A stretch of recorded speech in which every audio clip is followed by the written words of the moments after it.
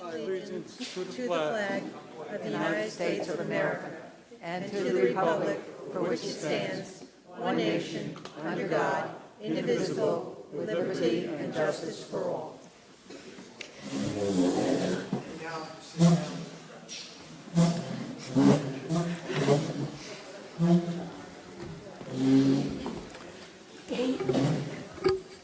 Okay, thank you very much for coming. As you know, we missed a meeting 2 weeks ago because of the bad weather. We did end up having a workshop meeting, but we didn't have the open meeting, so we have a lot to work over today and to share with you. So since it is going to be such a busy meeting, I'd like to at least start by saying Happy Easter, Happy Passover, and Happy Spring. I think it's coming. I don't know if it's here yet. Okay.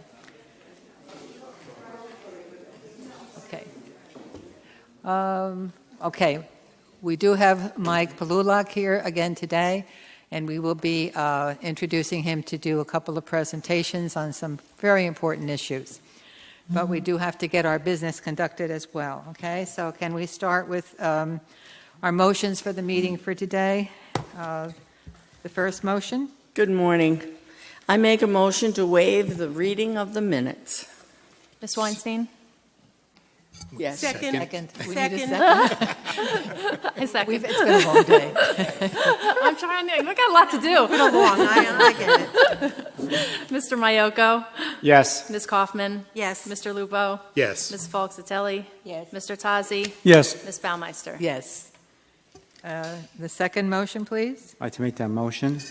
Motion to approve the March 7th, 2018 minutes. Second. Ms. Weinstein? Yes. Mr. Mayoko? Yes. Okay, Ms. wait, Kaufman? excuse me, Oh. we went too fast again this time.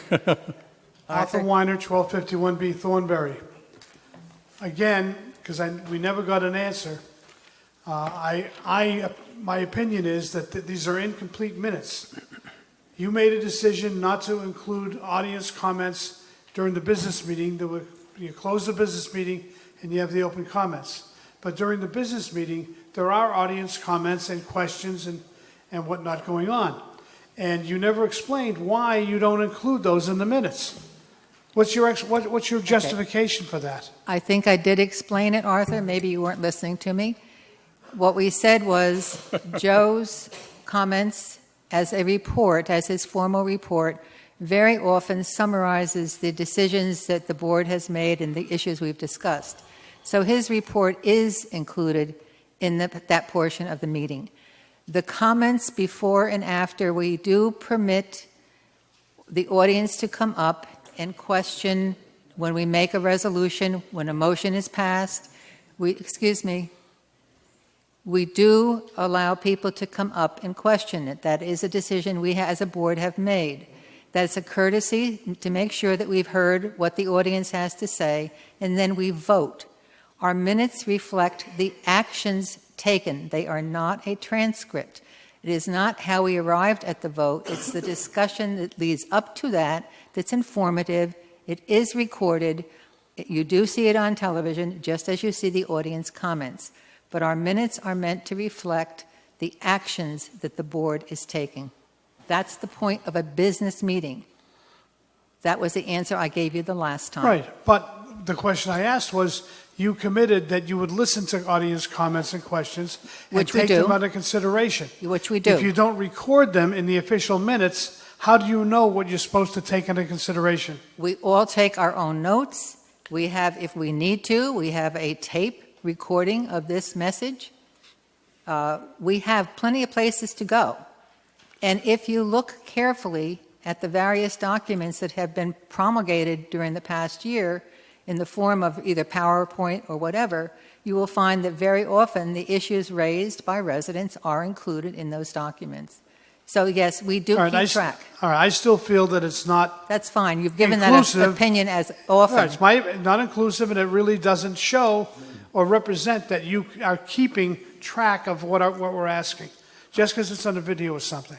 I just think it needs to be taken into consideration. You've asked that several times, and it has been taken into consideration. Can we continue? I'll start over.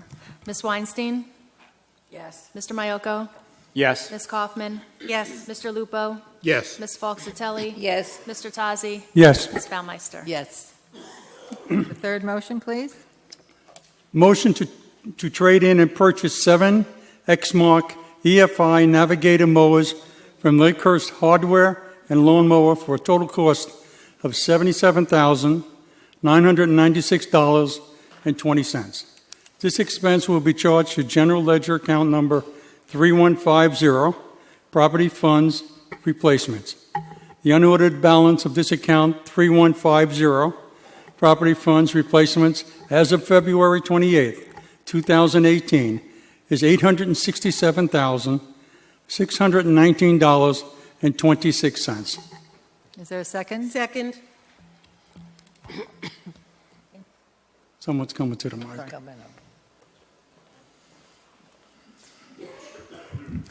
Al D'Amato for our court. Regarding our mowers, do we have any numbers as to what were the expenses on these said machines that are being traded in? It's all inclusive of our budget. We go over that every year to look at what their expense is for those particular machines. And over the years, we've given this to the Finance Committee to look at because, as you remember, we had a different replacement schedule at one time, which was given to the committee, like I said, and they have agreed with us that the 3-year replacement plan was the best plan when you take into account all their equipment that has all the maintenance that has to be done on it within the 4th year. So yes, we've looked at that many times. No, my question is, what is the dollar amount that has been spent on these 7 machines that we are trading in? You have stated every time I've questioned these machines that they come with a 2-year warranty, and we figure the 3rd year we can skate with little maintenance. So my question is, what's the dollar amount to that 3rd year? We'll have to get back to you on that. We don't have the budget with us. This is not a budget meeting, but we can definitely bring that up at the budget time. How about the next meeting we have those hard numbers as to what we spent for repairs? Be up to the board. Is that the question you're asking, what the cost of repairs for these particular 3rd mowers? year? Yes. We are now, Do we keep that detail? That's my question. Do we keep that detail? We can generate it. You can generate it. Okay. All right. well, in running a business, you should have such a detail. Absolutely. Because previously we were doing 14 years, now we're down to 3 years. 14 years. It was never 14 years. Never It was 14. only 4. So, We'll go back a decade and it was there. Regardless, my question, as you understand it, is what was the bottom line on expenses for repairs for these machines? And I anticipate having that at the next meeting, correct? If that is agreeable to the board, yeah, we will. we'll talk about this. I have a question that I wanted to address in terms of all the equipment. I'd like to know how we do this with every piece of equipment. If we're going to do it for this, It's every piece of Yeah, equipment. We yeah. I rationalize. think, Everything has a life expectancy. yeah. Yeah. I know. So we go will, over, just as a brief overview, we go over this every year, all the equipment that is due for replacement. We evaluate it and see if it can last longer or not. And we, depending on how good that piece of equipment is, we either push it out or bring it up forward. I'd just like to comment, I was on the finance division for many years, so I did this particular account. So I do know down to every piece of equipment that's in this place. I know how it's accounted for. Right. I don't know that we always segregate these kinds of pieces of information, and certainly I don't think it's fair to expect that we would have that at the tip of our tongue at this particular moment. But we will look at that and get back to you. Thank you. Tom Farrell, Liverpool Circle. I'd like to make a suggestion. Given that what we said was that the warranty is 2 years, so we assume that we'll hold on an extra year, and then we'll buy new ones in the 4th year. But we really don't know what we spend in the 3rd year. So you've already agreed to go ahead and have those numbers for the first meeting. So I would like to suggest that this motion be set aside until the next meeting where we can see exactly what the costs have been in year 3. No, I don't think we need to do that. They need to be replaced. Okay? Ms. Weinstein, Yes. Mr. Myoko, I think there was some information that we received previously to make the sound argument that once we reach the third year, it becomes an issue of diminishing returns for the trade-in value and... Excuse me, Lo, we're voting at this point. Yeah, Yes or so... We're voting. I'm voting a yes. Okay. Ms. Kaufman. Yes. Mr. Lupo, Yes. Ms. Foxatelli, Yes. Mr. Tazi. Yes. Ms. Baumeister. Yes. And the fourth motion? I make a motion to approve the insurance program with Mitchell Insurance Services for 2018-2019 in the amount of $1,055,831.93, which compares to $1,115,600.43 expiring, a decrease of $59,768.50. With all terms and conditions renewing as per expiring, with the exception of the property deductible, which has been increased from $5,000 to $10,000. This expense will be charged to General Ledger number 8100, insurance expense. Do I have a second? Second. Okay. Discussion? Question? Yep. Okay. The deductible, which has been increased from 5,000 to 10,000, who pays for the deductible? Okay. It all depends on what the issue was, whether it was common element only, or unit only, or combination thereof. So if it's unit only, the unit owner pays for that deductible. If it's common element only, the association pays for that deductible. If it's a mixture of two, it's proportioned out accordingly, which part had the most damage or not. Well, to simplify it, if I have a fire in my house and there's $40,000 worth of damage, okay, what is going to happen? It's to the unit, so your deductible will get it. Actually, it's all the units affected. So if you have 2 or 3 units in your building and they were affected, that deductible is shared Well, equally. Let's just say it's just my unit, okay? Just Because the question- then your insurance would be, well, you would have the deductible charged to your unit. You would then hopefully get that through your insurance that would cover that. 10 grand. Okay. Wait a minute. So, Excuse me, No. Elaine. What's the contributing I don't know, there's a question there. If there's a fire in Excuse your me, wait, unit. excuse me. I think we have, I don't know if we have, do you have a question beyond that? Well, $10,000. okay, apparently the decrease in our insurance cost, this $1 million cost, okay, is because the deductible went up, 10 grand. right? Yes. So somebody is picking that up, 10,000. All right. okay? So I maybe- assume that when something happens, okay, that there's going to be a cost involved, okay? And that grand. cost could be $10,000. If it's, let's say it's happened, something in the gym or something like that, which is a common element, correct? Correct. Okay, so $10,000 will come upon the association. the homeowners association, basically, okay, for that $10,000. Yes. Okay, so, no, I just want to understand it. If I could request that we have somebody come in and talk to us about condo insurance, okay? I'm looking at my policy, and I don't understand what I'm paying for.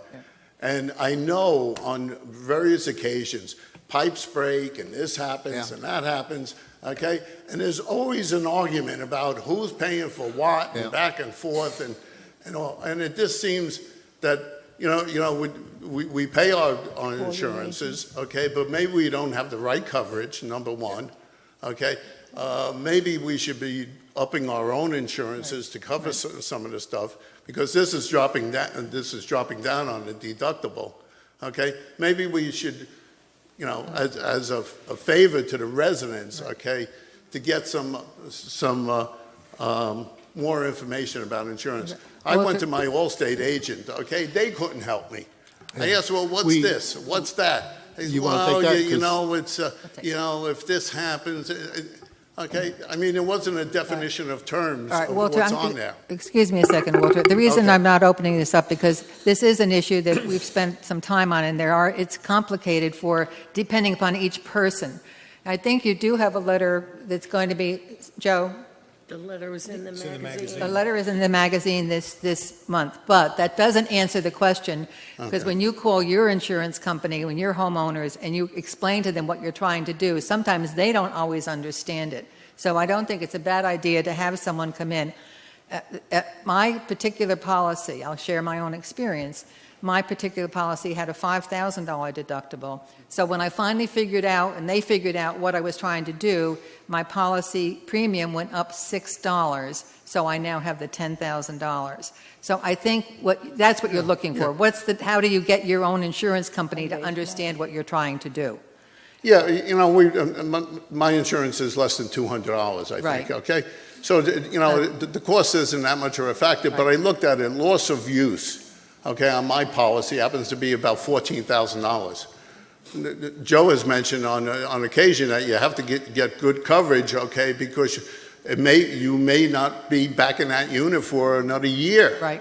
$14,000 isn't going to cut it. Right. Okay, so I think, you know, I'm underinsured on that particular element. Okay, but there's other elements, loss assessment and everything and all that I don't understand, and maybe we could get a Right. little bit more I think it's understanding of it, yeah. and we'll all be better Yeah, off. I think that's a better suggestion than us trying to explain each situation up here. I was going to say, it was even difficult with our own agent because his interpretation of it, Right. it should be covered in your dwelling coverage.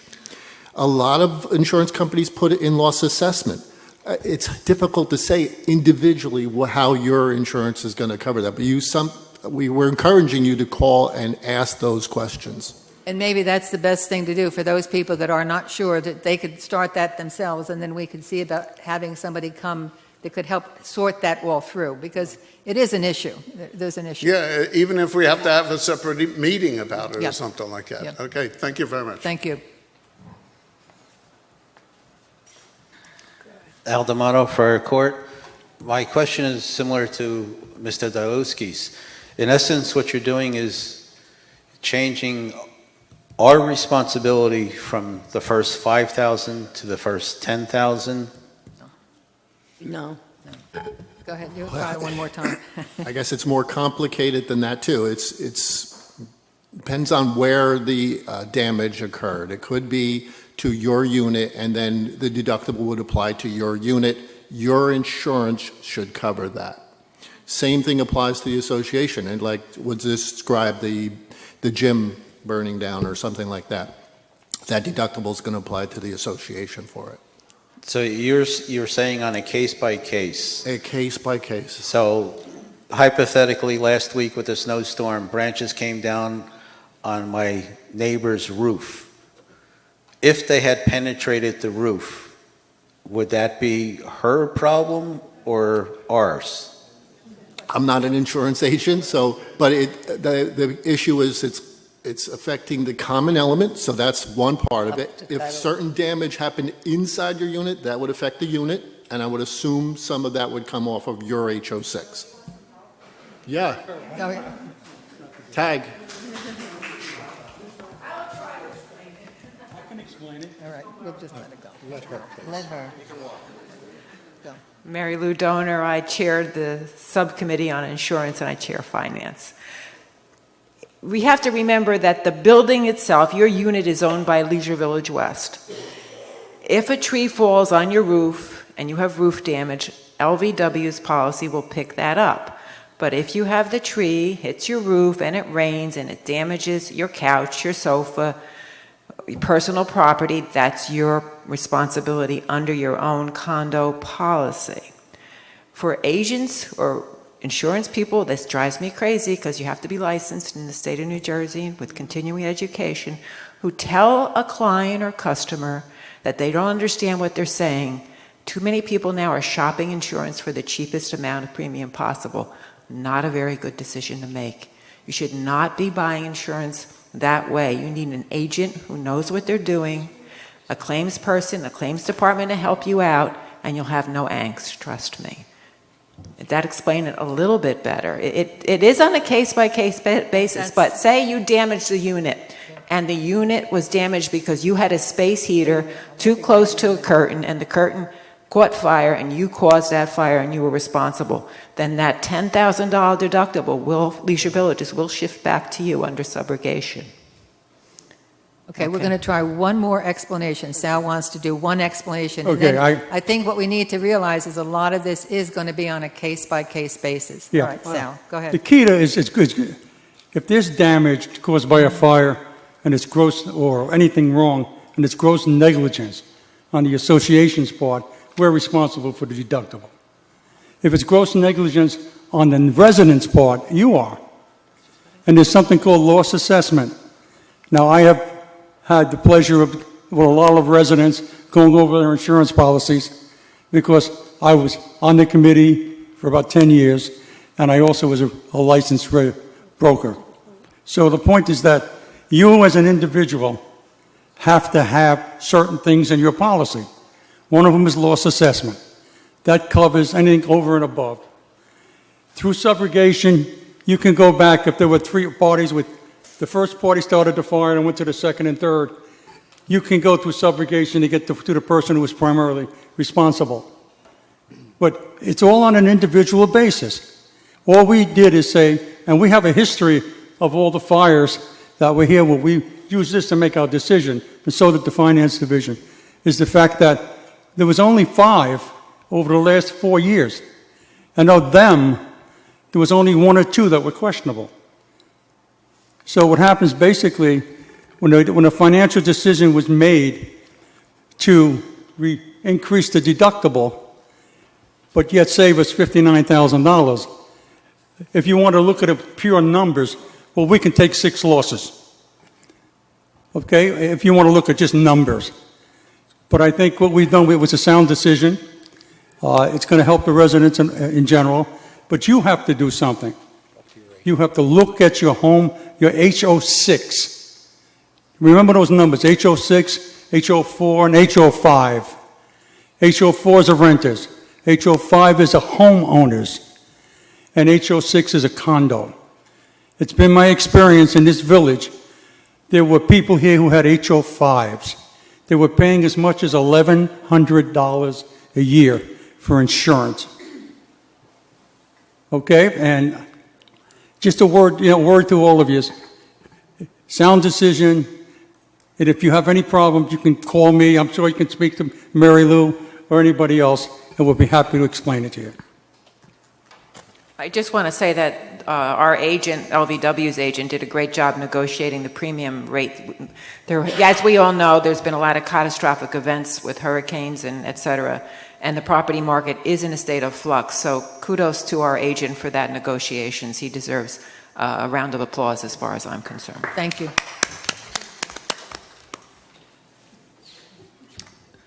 I concur with Mr. Derlewski that perhaps a town hall meeting should be on one of our agendas. Yep.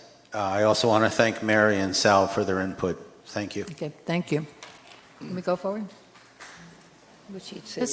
Ms. Weinstein, Yes. Mr. Mayoko, Yes. Ms. Kaufman, Yes. Mr. Lupo, Yes. Ms. Falksatelli. Yes. Mr. Tazi. Yes. Ms. Baumeister. Yes. Okay, are we up to manager's report?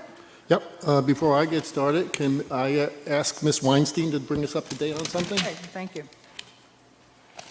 So we met with the ENC committee, a small segment, the core group actually, and they are asking the board to approve an expanded role. After last week's emergency, several things came to light. And the EMC, first of all, we put together a process. So from now on, if there is an emergency, Joe will make that determination. The first phone call he'll make is to the president of the board. The president will concur or disagree, If it's concurred, then the process will then be sent to the next, probably Jim Snyder, to go ahead and initiate the ENC. Some of the new roles that the ENC will be taking on is they will create a small subset, and those people, maybe about 20 people, they are asking the board to approve those as members, given the board's approval. They will be trained to possibly answer phone calls for the administration and the management. They will be asked, a group of those people will then manage the shelter or the warming center. And there will be several other jobs that they think they can provide to help all the residents as well as the management of the community. So the first thing we need is to get the approval from the boards. I'd like to make a motion that the board approve an expanded role for the ENC. I second Any discussion? Yes. Ready? Ms. Weinstein? Yes. Mr. Mayoko? Yes. Ms. Kaufman? Yes. Mr. Lupo? Yes. Ms. Foxatelli? Yes. Mr. Tazi? Yes. Ms. Baumeister? Yes. Thank you. Congratulations. That also brings up another part, and there was some recognition that the warming shelter provides electricity for you to charge your device, but there isn't enough generator power to provide heat or air conditioning. So we would like to ask Joe if you would please go out and find bids and numbers for us to undertake perhaps buying new generators that would provide proper shelter for the residents if needed. Thank you. Joe? Okay, continuing on.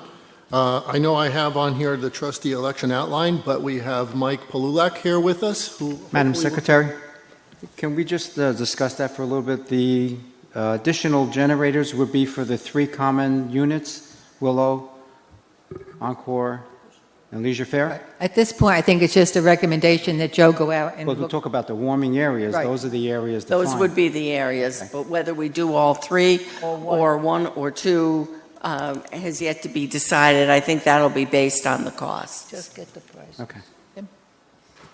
Okay, so as I said, we were going to, on the new business, we were going to have the trustee election outline available. Actually, it's part of your documents, your handouts.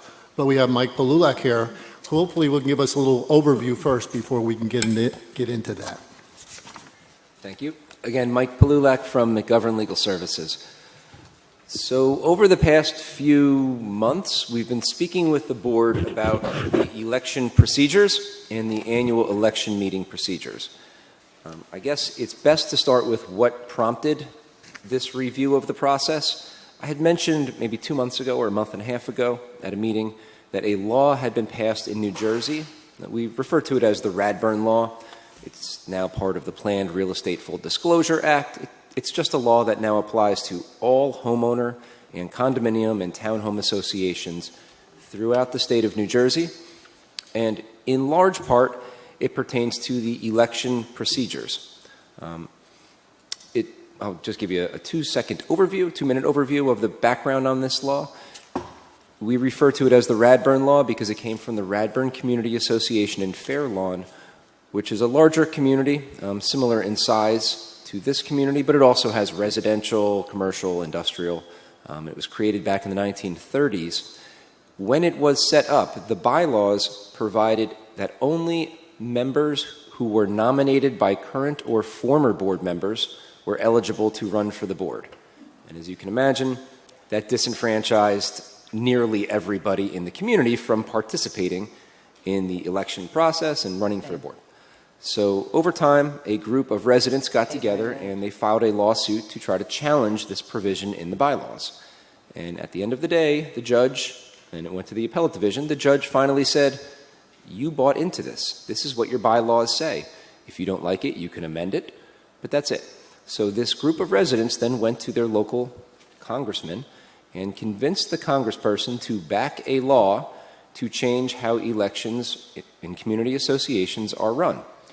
Now, this law was passed last year and became fully effective in October, and now it pertains to not just that one community in Fair Lawn, but now to every association in New Jersey. A couple highlights are the members that are in good standing. The definition in your governing documents has changed. So now, in order to run for the board, to be nominated for the board, or to vote in an election, you have to be current with your assessments, or you have to be current with a board-approved payment plan, or you have to be challenging the balance through ADR on your account, or challenging any balance in court. That's changed. The notice procedures have changed. The ballots have changed. So this prompted us to now take a look at how the association has been conducting its elections for the past 40 some odd years. And in doing so, we've taken into account similarly situated communities throughout New Jersey. Again, all we do is work with community associations, hundreds throughout the state, so we see what works and what doesn't work. So we've taken some best practices and discussed them with the board. We've looked at the Radburn law, noticed what needs to be changed, and then again we've taken into account what you've done over the past 40 years. And we've come up with what we think is a good procedure that complies with the new law, takes into account best practices, and how you've been acting for the past 40 some odd years. So let me start at the beginning. I guess there are two separate types of meetings that you have. You have a board meeting, which is what we have here, where the board acts. Then you have your membership meeting. The election, your annual election, is typically the only membership meeting that you'll have where the members act. The other one you could have is the special board meeting where the members acted and attempted to amend your governing documents, the referendum, right? So with a membership holding a meeting, the membership has to reach quorum. And when the board meets, the board has to reach quorum. And what do we mean by that? In the bylaws, it states that quorum is a majority of the board. So here you would need at least 4 out of the 7 board members to attend today, and the board can vote on motions and make decisions and hold the open board meeting. When you have your annual election meeting every year, the membership must meet quorum. And your bylaws set forth the quorum requirement. It is 1,347 unit owners attending in person or voting absentee, right? So at the end of the day, we need to have 1,347 people participating in the election for the membership to hold their meeting. If you don't reach 1,347, we would have to adjourn the meeting for 30 days and re-solicit and try to get more ballots in from the members. It would, a similar situation would be if you held your board meeting and only 3 board members showed up, we'd have to adjourn the meeting until you had enough members participating on the board to hold the board meeting. The same scenario takes place with the membership meeting. So that's thing one. In order for your meeting to be held, I'll go through a whole bunch of questions in a bit. Let me just kind of give the general overview. So in the past, I understand that there hasn't exactly been a formal meeting. There's been an election day, essentially, where ballots that would be sent out to everybody would be cast, and then they would be tabulated, and the results would be discussed to the members. The slight modification is the membership is actually going to hold a membership meeting on the election day, and there will be 2 ways to vote. You can vote via absentee ballot, which is how you've always done it in the past, or you can come in person and vote. Now, in the past, I understand that we've been voting anonymously. Right? You would vote for whomever it is you're going to vote for. You put it in your paid for U.S. mail envelope. You would send it back, and then we would know that this came from such and such individual. Unit 101 voted because we have their address. Once you open it up and separate it from the envelope, there is really no way to confirm that Unit 101 was the one that submitted the ballot. We've talked amongst the board members. We're, again, taking into account best practices. That's going to be modified. So going forward, if you choose to vote via an absentee ballot, they're all going to be sent out to everybody with a list of the candidates. You can do so, but you need to sign the ballot, put your name on it and your unit number, just like you did for when you voted for the referendum. Very, very similar to that. If you choose to vote anonymously, you can do so. You would need to vote in person on the day of the election. Show up at the meeting. I think the ballots will be open, that day will be open from, I think, 7 o'clock in the morning till 1 o'clock in the afternoon. You can come vote in person. You would sign in. The association would then check to make sure you're in good standing, and then you would have an opportunity to vote anonymously. Instead of voting on a paper ballot, the board decided this year to use a voting machine. We're going to have, I think, 2 voting machines, come just like you would for your regular municipal or federal election. You would vote at the voting machine. It would be anonymous, but prior to you voting, we would know that you are in good standing and that you haven't already submitted a vote, because those that would have been received beforehand would go through, and we would check off those that already voted. If you choose to vote anonymously after you've already sent in a ballot, you can do that too. We would just pull the ballot that you sent in previously, and then you can vote anonymously. The benefit of this process is so that it can withhold a challenge. So at the end of the day, if somebody challenges and they say, I ran for the board, I wasn't successful, I think there was some type of scandal going on here, we can review the ballots. And members can review the ballots, and we can find out who actually won the election. Whereas in the past, it was not possible to do so, because once the ballot was removed from the envelope, who's to say whether or not Unit 101 voted 1 time or 100 times? Right? You just don't know. So here, you have Unit 101, John Smith, signs their name, they voted. On Election Day, you're going to have a list of however many people come and vote anonymously. Let's say it's 100 people that come on Election Day and they vote anonymously. You will have 100 anonymous votes on Election Day. So does that make general sense as to why we're doing that? It can withhold a challenge. Go ahead. But you will have the 100 names of the people that came and used the machine. That's correct. So you'll have the names of the people that came. You will know that they are in good standing. They are permitted to vote. You will know that they have not previously voted. Or if they did previously vote, we will pull their ballot from which they previously voted and then give them an opportunity to vote anonymously. Again, to withhold a challenge, this is what I see as the best practice and what we've seen as the best practice amongst communities all over the state. So there's a whole bunch of questions that have come up, and we've gone through them with the board, and I think it's worthwhile going through with the members, and then if anybody has questions on this, feel free. So the envelopes that are going to be mailed to members, where will they be returned to, and how will that process work? As I said, you're going to receive a ballot. It's going to have all the candidates. The law now requires that they're listed in alphabetical order, and there has to be very specific language on these ballots now. And this is an absentee ballot. You're choosing to not attend the meeting. Instead, you're choosing to vote via an absentee ballot. You need to sign it. You need to put your unit number, write your name on it, and then submit it back to management. Now, in the past, I understand it's been sent over to a P.O. box. We talked about that and ultimately decided it's not necessary to do that because we know that Unit 101 is the one that's voting. There's no anonymity here, right? You're voting, and at some point somebody's going to open it up and see Unit 101 voted. So I believe what we're going to do is have them returned to management's office, and then they'll sit in a big box. And on Election Day, the election committee is going to take the box. Back up. Prior to Election Day, the election committee will review the ballots that came in. You don't need to open them because the return address will be provided for by the association, and it will have the unit number on there.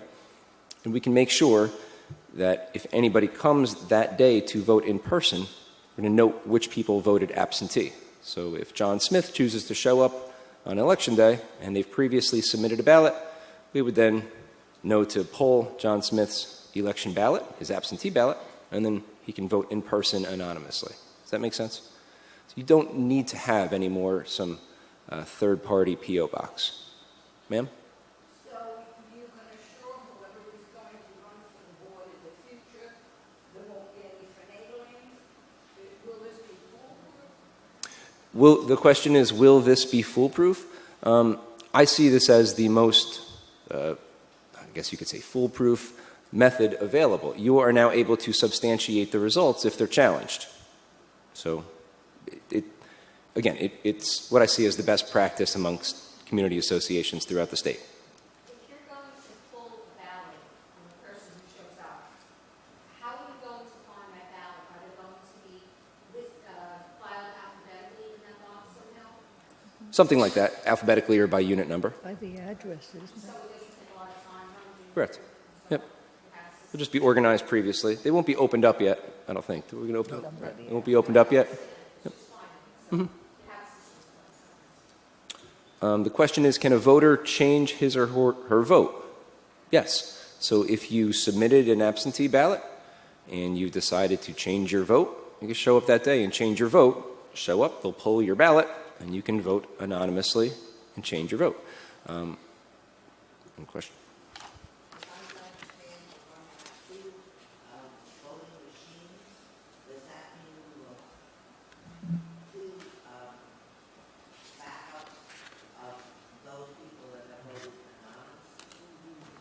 The question is, we're going to have 2 voting machines. Are we going to have 2 backups of those that voted anonymously? I don't really understand what you're asking, I have to be honest. Yeah, I know it's more comfortable to pose questions this way, but I don't know if Okay, everybody's so- fully getting, the tone of the question. And the viewers at home won't hear Yeah, it. so if I'm going to ask everybody in the future, we'll take all the questions from the audience first. I know we have some questions from the trustees as well. So if there's any further questions, but this last question, did you get that last question about the backup? Phyllis, could you come to the mic? Phyllis, could you come to the mic and explain your question, please? I think, didn't they say they were going to have a backup machine?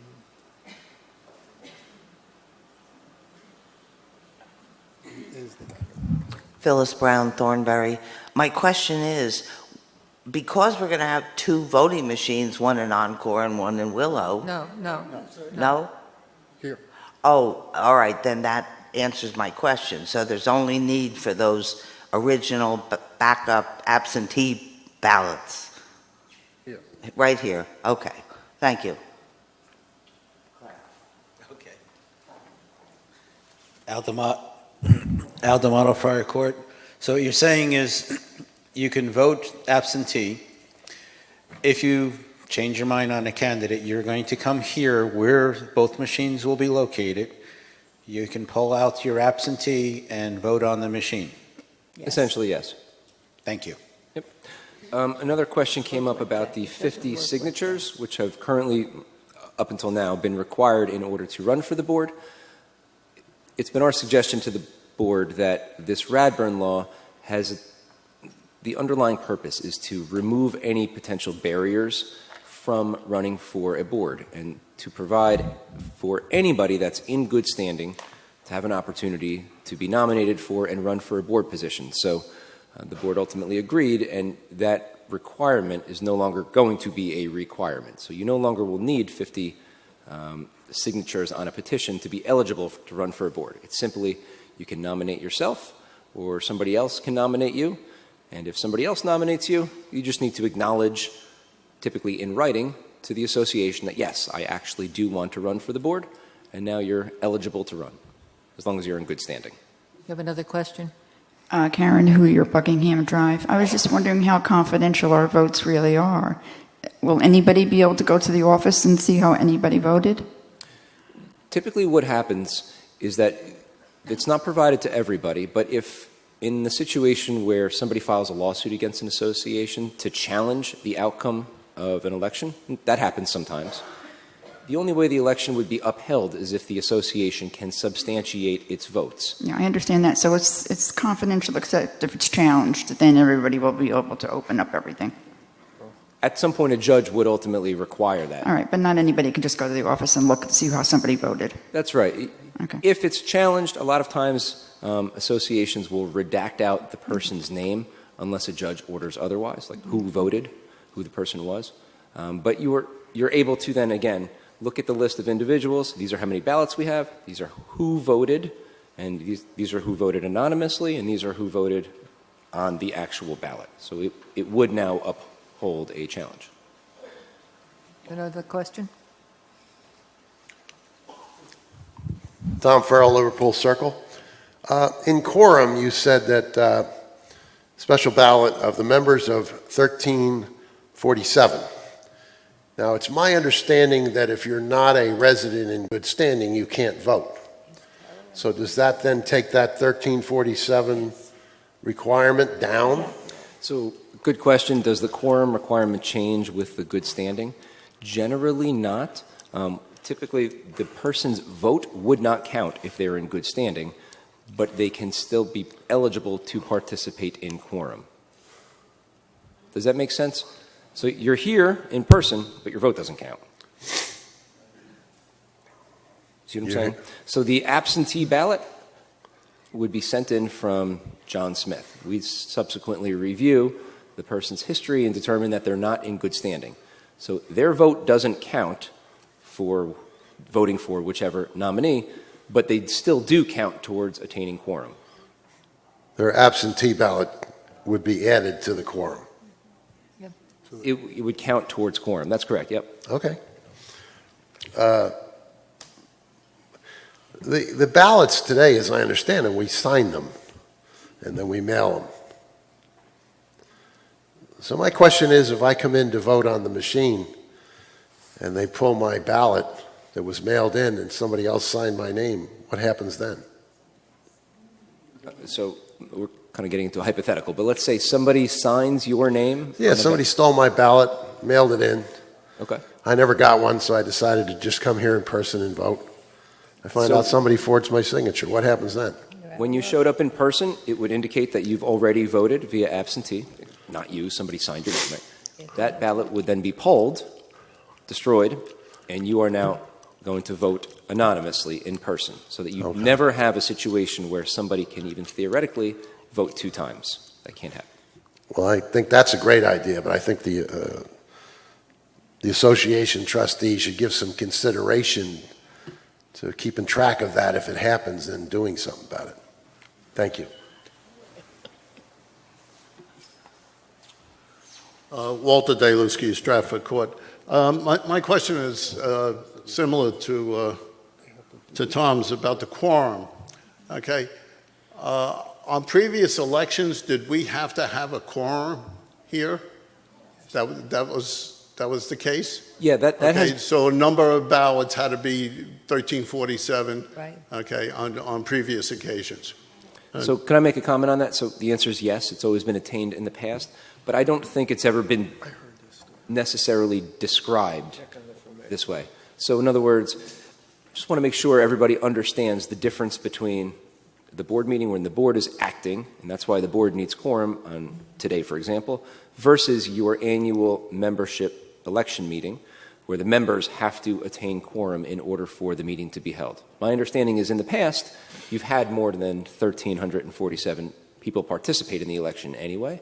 But oftentimes when I meet with, have this discussion with communities, in the past you have situations where quorum was not attained and nobody quite understood what would happen then, and the elections just moved ahead. So when it's described up front, so the membership understands that now the membership is acting, they need to have quorum to hold their meeting to act, I think it clarifies for everybody really the process, the procedures, and why you need to attain quorum. Does that make sense? Yeah, okay, I understand that point. The problem I have is that, recently we went to a referendum, okay?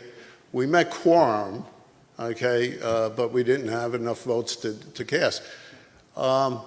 Being that this is a yearly election, okay, if we don't meet quorum on the first go-around, that drags it into now October, Okay, if we don't meet it by then it drags it into November. I mean, it sounds like it's going to get pretty sloppy here, okay, if we don't get quorum on the first one. Now, I don't know if this has happened in the past, but we know that there's an awful lot of apathy in the village, that people just don't care, okay, and they don't vote, okay? If we don't get to that number, okay, I think it's going to make it very sloppy. I always thought that it was highest number one. Okay, if it was 200 votes or if it was 800 votes or whatever, okay, but the stipulation is that this has always been the case, that we had a quorum on each election. Does anybody know, going back over 40 years, has that always happened? By the way, your point is well taken, and if you do not reach quorum, then you would adjourn it for 30 days, re-solicit, try to get more people to vote, try again, and then try again. I don't think that's ever been an issue in the past. You've always reached quorum the first time, but I have communities where that happens, and it's frustrating. All right, Chuck. Walter, you're mixing two things up there, though.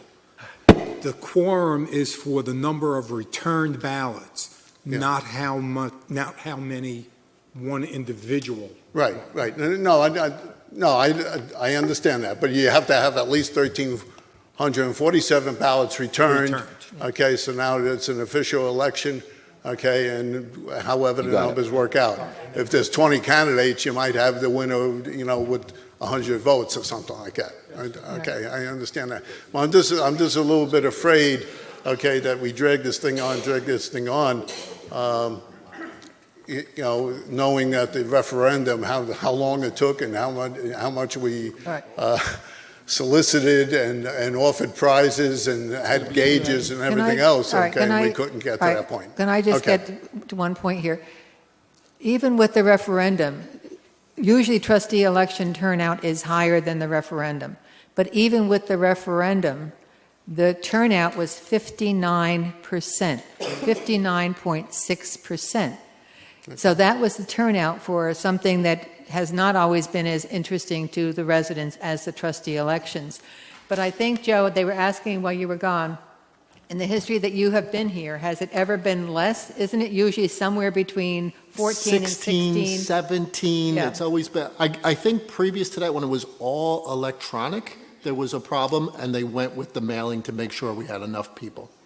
So it's always been for the trustee elections. They've always met quorum. Okay, I hope but it's even more reason for people to understand why it's important to get out, because you really can't have an election until everybody has voted. And so it kind of puts the significance where it belongs, which is getting residents out to vote. Okay. But, as the attorney mentioned, okay, there are communities where it doesn't happen. Yes. Okay, and, we don't want to be in that situation. That's right. Okay, right. thank you. Okay, go ahead. Mike, we kind of interrupted you a little bit, so...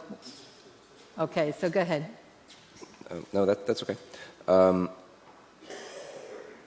I think everybody's on the same page, right? You've got your membership meeting. In order to hold the meeting, the members have to reach quorum. And whether or not you're in good standing doesn't pertain to quorum. That just pertains to whether or not your vote is actually going to count toward voting for somebody. Some other issues that came up is the actual election day membership meeting and how that would work. Like we mentioned, from 7 o'clock in the morning until 1 o'clock in the afternoon, the voting booths will be available here if you choose to vote anonymously. You can do so. At approximately 1 o'clock, they're going to close the voting, and then we're going to review how many ballots were received. If quorum is attained, then we would open the meeting, say we've reached quorum, we're now going to suspend it while the election committee tabulates the votes. And then go through the process, and then the meeting is typically opened up at the end, again, to discuss the results of the election. Does that sound accurate with everybody? Okay. Larry Kohler, Gramercy Lane. I gather there's a radical change here, and that radical change is it's no longer a secret ballot. If you want a quorum, and the absentee ballot has to be signed, is that correct? Yeah, people are given the option to vote anonymously or to vote via an absentee ballot. I understand, but if everybody wants their ballot to be secret, then we're going to fill this room. Everybody won't be able to get in. They don't have to sit here all day. They can come and vote at the booth and then leave. They're going to have to come here and vote. Is that right? If they want it to be secret. Right, and I guess a comparison would be with a municipal election. If you're We're going going to have lines. We're going to have lines. You may have a line. Okay. Yes. Not for trustees. Yeah. All right, the question up here was, we did sign the ballot for the referendum, but this is a dramatic change in that in the past, for the trustee elections, those cards were submitted without a signature on the actual vote, which is a difference from what we're doing now this year. My question is regarding the limited hours, that if a working resident has submitted an absentee ballot and then decides to change their mind, you're giving a 6-hour window here that those who work may not be able to vote accordingly.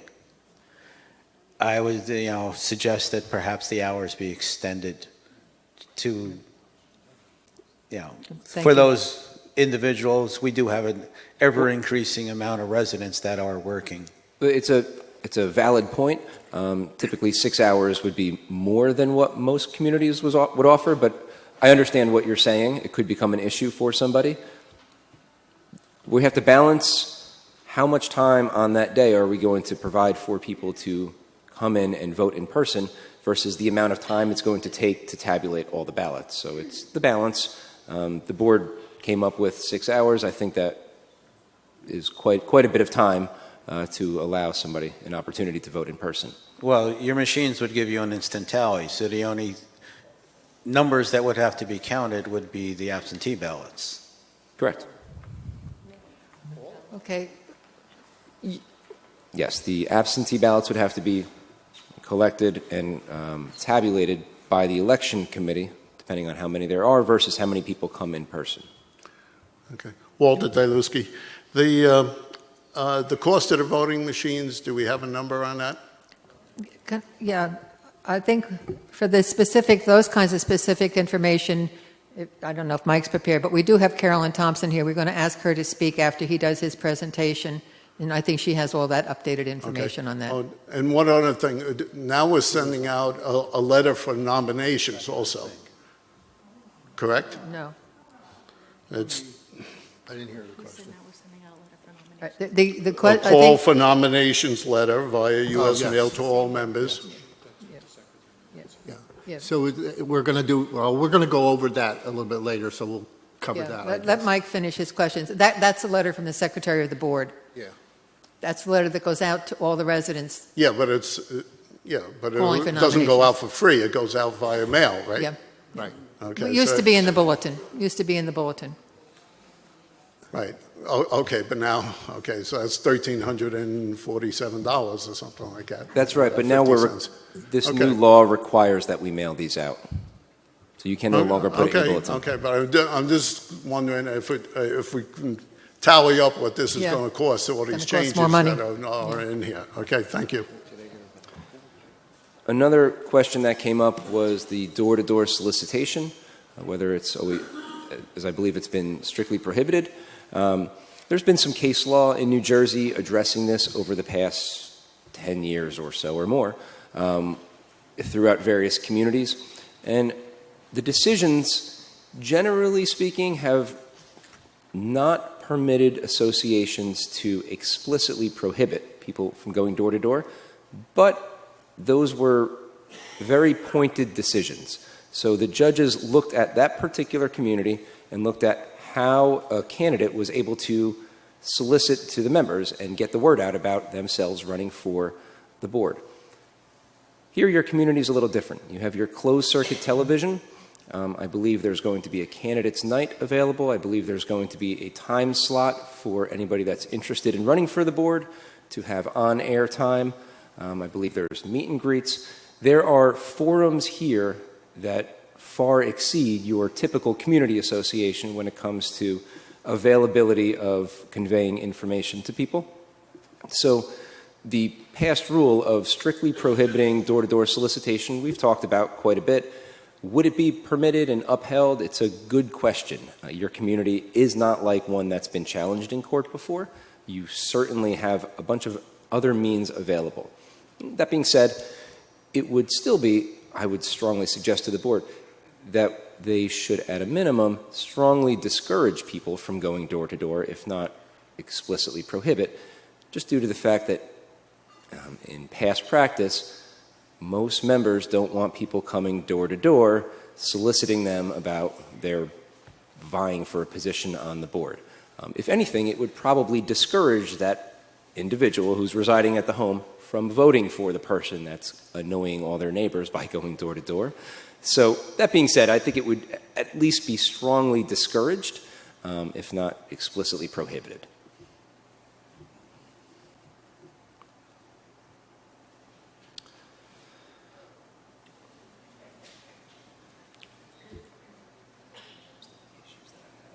Yeah, I think so. Edward Silverstein, 1001A Thornbury Lane. Council, I just wanted to tell you something. There are many towns in the state of New Jersey that have no solicitation unless you get a permit or a bond. So I don't know if you know that. Okay, thank you. Thank you for the insight. Yes, in fact, community associations are permitted to have no soliciting rules, and they can enforce them amongst the members and amongst outsiders.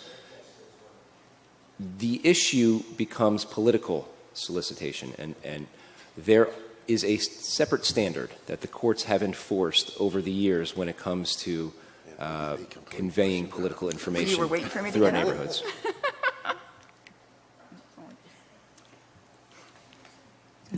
Sorry, I didn't mean to laugh in the microphone. Karen Hooyer, Buckingham Drive. So in the past, this has come up every year when we have elections, and it's been debated a lot. And a lot of those court cases have been because the politicians outside the gate wanted to come in, plus candidates running inside. But they were overturned by the courts because they had let their own candidates go door to door. So then it opened up the door for outside candidates to go door to door. In the past, it's always been that there is no door-to-door solicitation in the village. It's in a policy. So I don't like that you're hinting that they can go door to door, but maybe they'll offend somebody when they can't go door to door. Like I said, we just discussed it with the board and talked about how courts have ruled in these cases. And ultimately, many courts have upheld the rights of those running for the board to go door to door. Those were the decisions.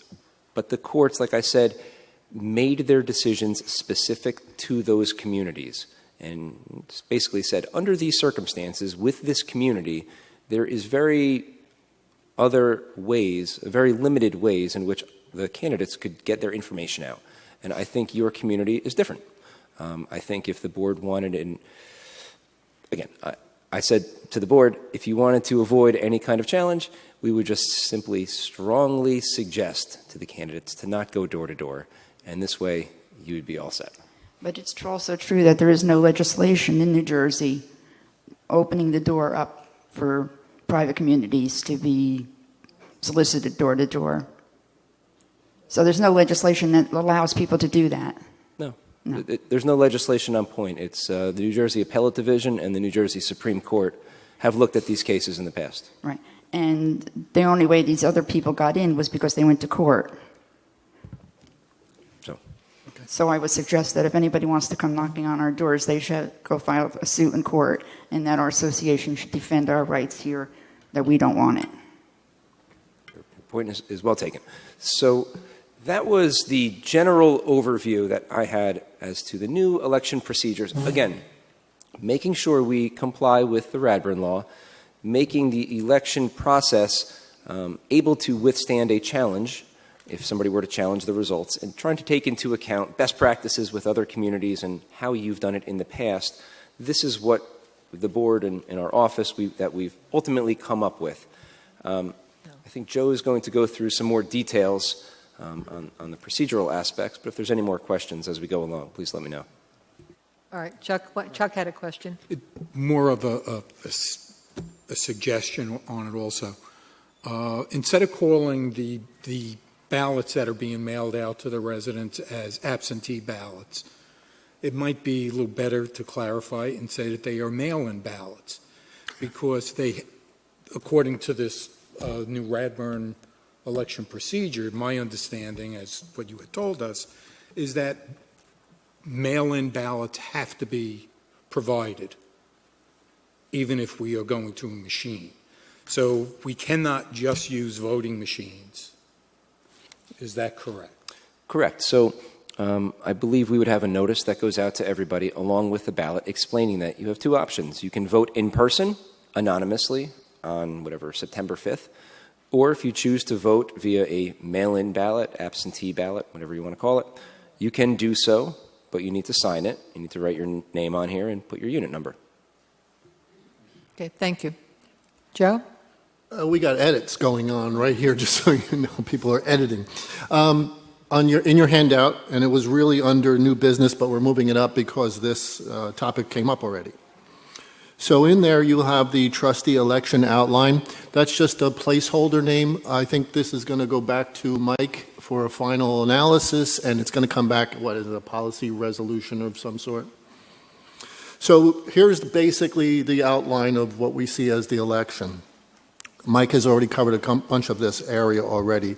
The annual meeting, as you know, is the membership meeting for the electing trustees. You'll see in this outline we want to set that day in August, but that would require a bylaws amendment. So what we're doing for this year is setting the date at September 5th to be compliant with the current bylaws. Mike has already talked about the quorum. I don't think we have to go into that any further.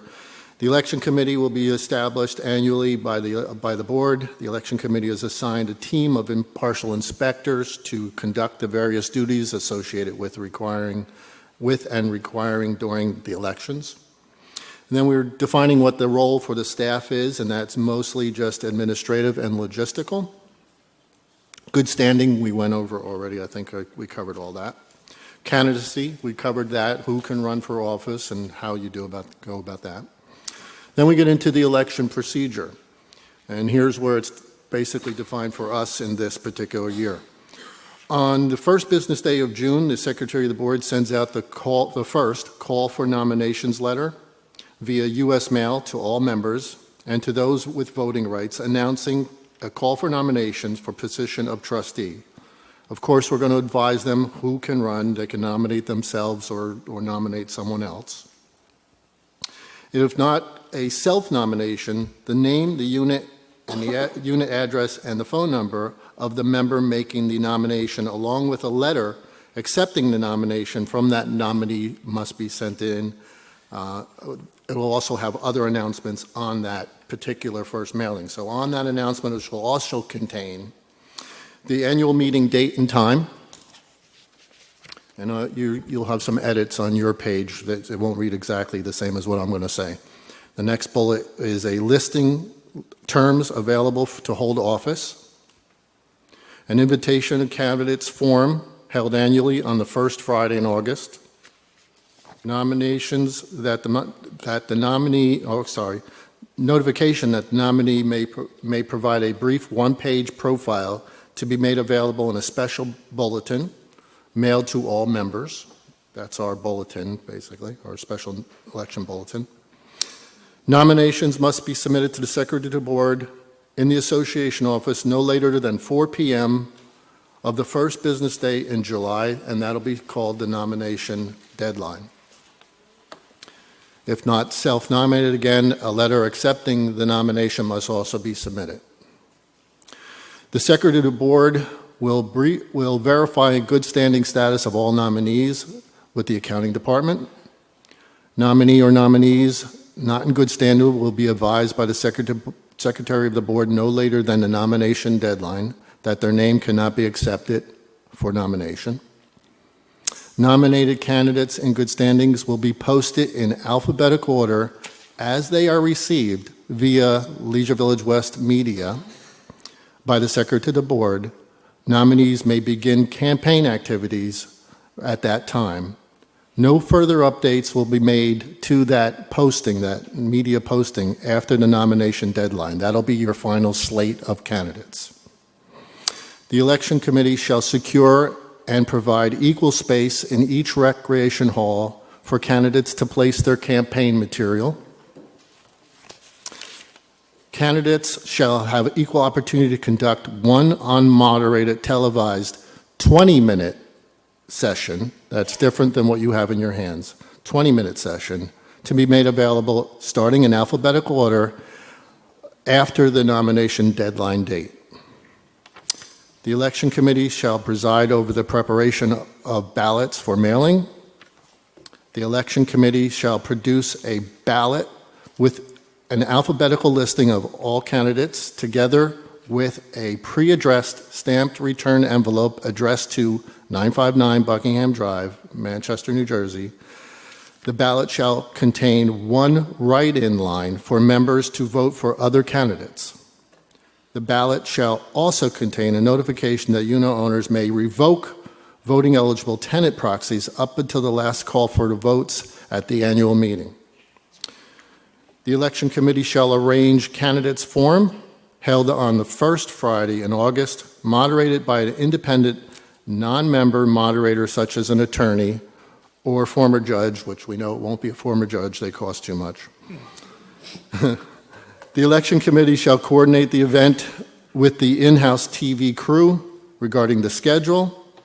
During the odd years, the forum will be held at night, and during the even years, the forum will be held during the day.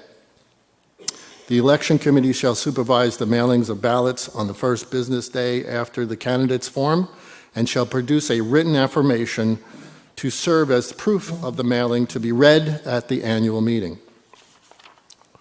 Voting members in good standing, this is once you have your ballot, voting members in good standings must complete the ballot by selecting their choices, filling in their name, unit address, signing the ballot, and following the instructions provided. Once complete, returned by U.S. mail in the pre-addressed stamped envelope provided prior to the annual meeting. Also, in addition, a ballot box located at the association office shall be made available during business hours and also from 8 a.m. to 7 p.m. on each of the 2 days prior to the annual meeting. Members may deliver a ballot in person at the annual meeting at the time and place we announce for that purpose. Voting members in good standings opting to vote anonymously, which we already talked about, may do so at the annual meeting, providing they provide proper ID, name and address, and signing the poll book at the door. The board secretary shall have prepared a computer-generated listing of all members in good standings. This listing shall be used as the poll book.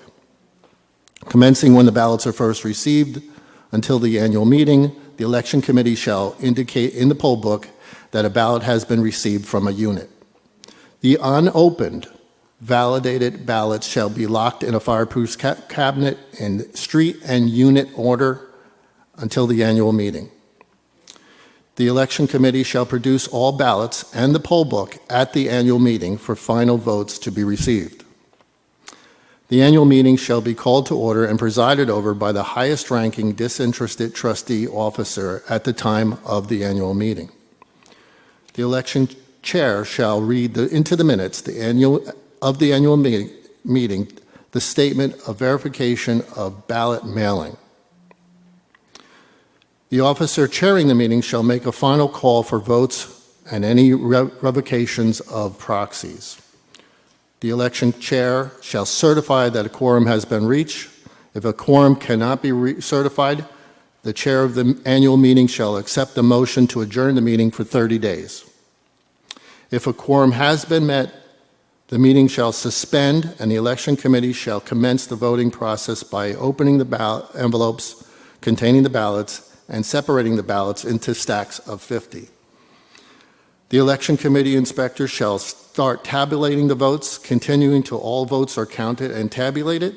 The members may stay and observe the process, but may not interfere with the count. Candidates who receive the highest number of votes shall fill the longest terms available for trustees.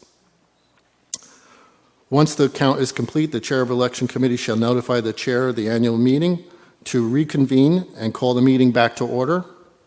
The election committee shall certify the final count and announce the results. The election committee, after the election, shall secure all the ballots for a period of 2 years.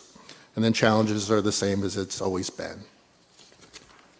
And that is the procedure for that. I don't know if there's any questions on that. Question on that? Yes, Phyllis Brown, Thornberry. I've been asked to ask if candidates will be allowed to place signs in the village noting that they are running. Is that something the election committee will decide? There is a policy on signs, which is if you want to have a sign, it's in the house. In the window? In the window. So it's the same policy that exists in the past. Okay, thank you.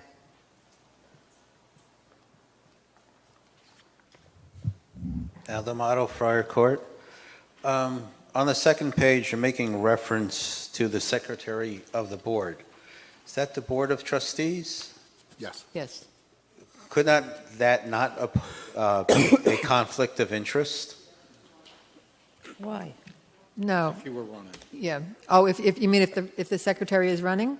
Yes. Well, that would be just calling for the nomination. Yeah. Just the way this one is set up is the nominations will come in.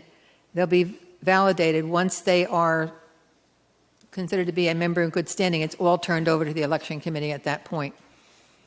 There is a role for the staff and for the board to make sure that all the logistical and regulatory issues have been met, but once that person has met the standard, then it's turned over to the election committee. All right, it was my understanding that the election committee was the one that was verifying people's status.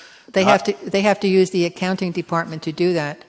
Okay, but I mean, the verbiage here is saying that there's a possibility that a board member who may be running for re-election would be in this capacity, and I don't think Well, then they might ask to have somebody else take on that role for them. That would be up to them. Usually, what the position usually is if a board member is running, they're considered to be interested in the election. Only disinterested trustees can participate. Those would be people who are not running. I think the verbiage needs a little changing. Well, the board actually, I even like maybe Mike to give an opinion on this. The Board of Trustees does have a role here. It is that we have to make sure that the entire election process is equitable to all parties. So you can't exclude the role of the trustees, and particularly the role of the secretary in this case, to make sure that all the records are proper and there's an oversight responsibility. Do you want to address that, Mike? Yeah, the board sets the procedures, period. So when it comes to the election procedures, the board kind of sets the guidelines that we're going to use for all the upcoming elections. If somebody is going to be an interested party in the election and they should be recused, then the board decides whether or not that person needs to be recused from their duties. Okay, because I was under the impression that the board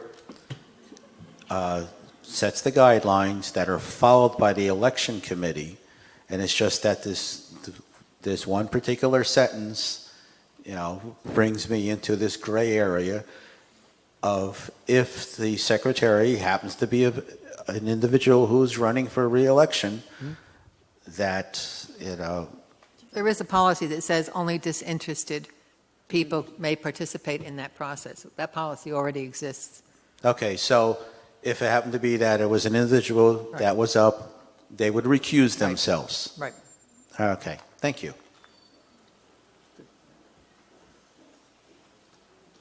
Tom Farrell, Liverpool Circle. I have two questions. The first is candidates shall have equal opportunity to conduct one unmoderated television 1-hour session to be made available starting in alphabetical order after the nomination deadline date. So my question is, if we have 7 candidates and 7 candidates do their 1 hour, are they going to be reduced? I think that was changed to 20 minutes. Yeah, yeah. It was changed, yeah. I made the announcement, your form is slightly off. We changed it to 20 minutes. Okay. Thank you. All right. 20 minutes wasn't my question, though. Right. My question was, are we going to try and release these all sequentially? All right. Could I maybe ask, if we I'm going to preempt, I'm going to get to your question, Tom, but I'm going to preempt, I'm going to ask Carolyn to come to the mic, if that okay? Carolyn Thompson, could you come? I think I want to be fair to the election committee. They have had to manage an awful lot of information. And the question you're raising, Tom, I don't know that they have been able to iron out all the details yet. So I just as soon ask Carolyn, as the head of the election committee, to address maybe that question and anything that she thinks we need to cover from her vantage point. But the question is, how are those sessions going to be put together? I guess maybe you could speak to that issue. In my opinion, if you release one on Right. Monday of 1 week, Right. then everybody, the other That's states right. get to see it. Right. It would be fair to do them all and then release them all. Right. So let's Carolyn explain where they are with that. Okay, we've been in contact with KLBW, and we're still working out the ground rules. Okay. But this year, it might be a little challenging because if you had 5 candidates, you have some time. But we anticipate that they would be shown one after the other. Next year, when we have FiOS, we have extra channels. It should not be a problem at all. People can watch them at their leisure. Okay. So as I said, we haven't finished all the ground rules. Okay. Yeah, the only thing, I don't know if you said this or not, I'm sorry. We're going to record them all I'm sorry. before any of them are released. Yes, they will be done. Each candidate will have an opportunity in the studio. They will be recorded. They will be transmitted later on. Everyone, we don't want one candidate to be able to know what the other candidate talked about. Only fair. All right. So they'll all be recorded, and I know you're still in the process of working with KLVW, so it's a little unfair to put you on the spot like this, but they'll all be recorded around the same time? Is that basically so that one person wouldn't have the advantage over another of seeing what the other one had Exactly. said? They will not be shown until all the candidates have recorded theirs. Okay. We would optimally like to do it all in one day, but people have lives too, so they Right. might not be available. So we'd like to do it within maybe 1 to 3 days, and the closed studio. Right. And you'll be actually letting the candidates know so they can talk to you and work that all Yeah, through? we'll make a Yeah. schedule. Yeah, okay. They don't have to be recorded alphabetically, but they will be played alphabetically. Okay. Depending on who's available. Okay. And again, it's a major undertaking, so there's a lot that your committee is dealing with. Do you want to address that? Okay. First, I'd like to thank the board and the committee for their confidence in me. And while the election committee, we do have a great group, but you can see this year is going to be challenging, to say the least. We're going to have a very, very long day for election day. There are duties that have to be done ahead of time, so we are looking for additional candidates for the committee. So if you're interested and you'd like to join us, please send a letter to the board or to the association? The association office. The association, who you Administrative are. assistant, yeah. I'm sorry? Administrative assistant in the association office. Who you are, how long you've lived here, what your interests are in the community, how to contact you, what other interests you have in the committee, things like that. And the cost of the voting machines, that was asked. The first one is $100. The second one is $50. And then there's an additional, I believe it's a nominal charge to the county clerk to actually do the ballots. And then they have a technology committee who comes and sets them up. We have some people on the committee already, and if you'd like to participate on the committee and you have experience at the polls, that would be good too.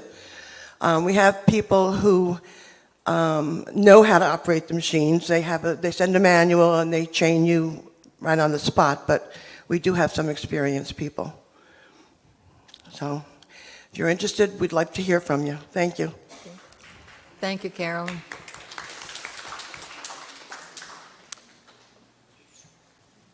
You have a question, Sandy? I have another question regarding the elections. Are we going to provide transportation for those who are so inclined to need it? We're talking about something else, I'm sorry, about transportation for the vote? Yes. We can look into it. It's a thought. That's why you have, typically that's why you have an absentee ballot available.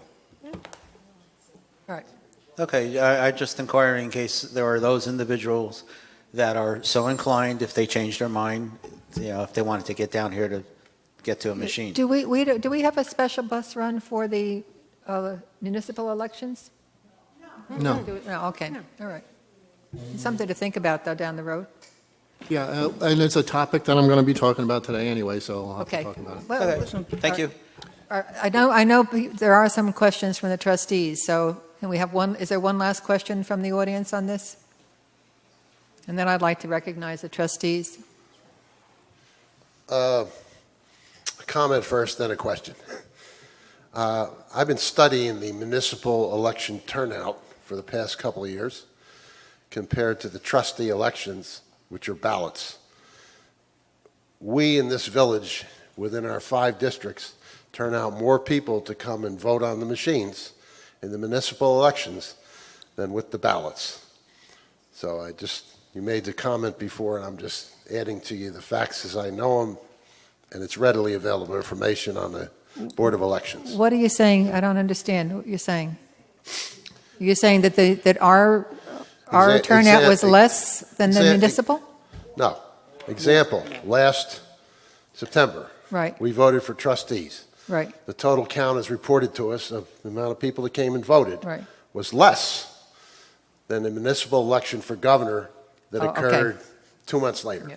Okay, And that's just an observation. We get more with the election machines, and that happened 2 years before. okay. I know that That you happened the had, year before with Trump and Hillary. yeah, I know you had brought this up before, so I actually did check, but I compared the turnout for the referendum vote with I know that the percentage of turnout for the November elections for the municipality, some districts were 38%, the highest was 44%. So I did the comparison of just looking at that relative to for what we had actually turned out for the referendum. I wasn't, you are comparing apples to apples, I compared apples to oranges. Okay. But the fact of the matter is, the turnout in the municipal election in November, the highest was 44%. So just so that, I think the 59% on a referendum, which is what I talked about before, hopefully we do better than that when it comes to the trustee elections. Okay. Well, if you're ever interested, I'd be happy to share the statistics and the backup. I've seen them. I've been there. I've seen them. Okay. The actual question then is, last year, we had a Meet the Candidates session. It was held in the Encore room. Each candidate was given a table. There was coffee, donuts, and you got the opportunity to walk around and sit down at the table and one-on-one calmly speak to each trustee and get your question answered. All right? I noticed it's not included this year, and I just would like to ask, was it omitted? Was it a case of omission by accident? No. Or did we talk about it and decide we don't want to do that again? We talked about it and decided not to do it.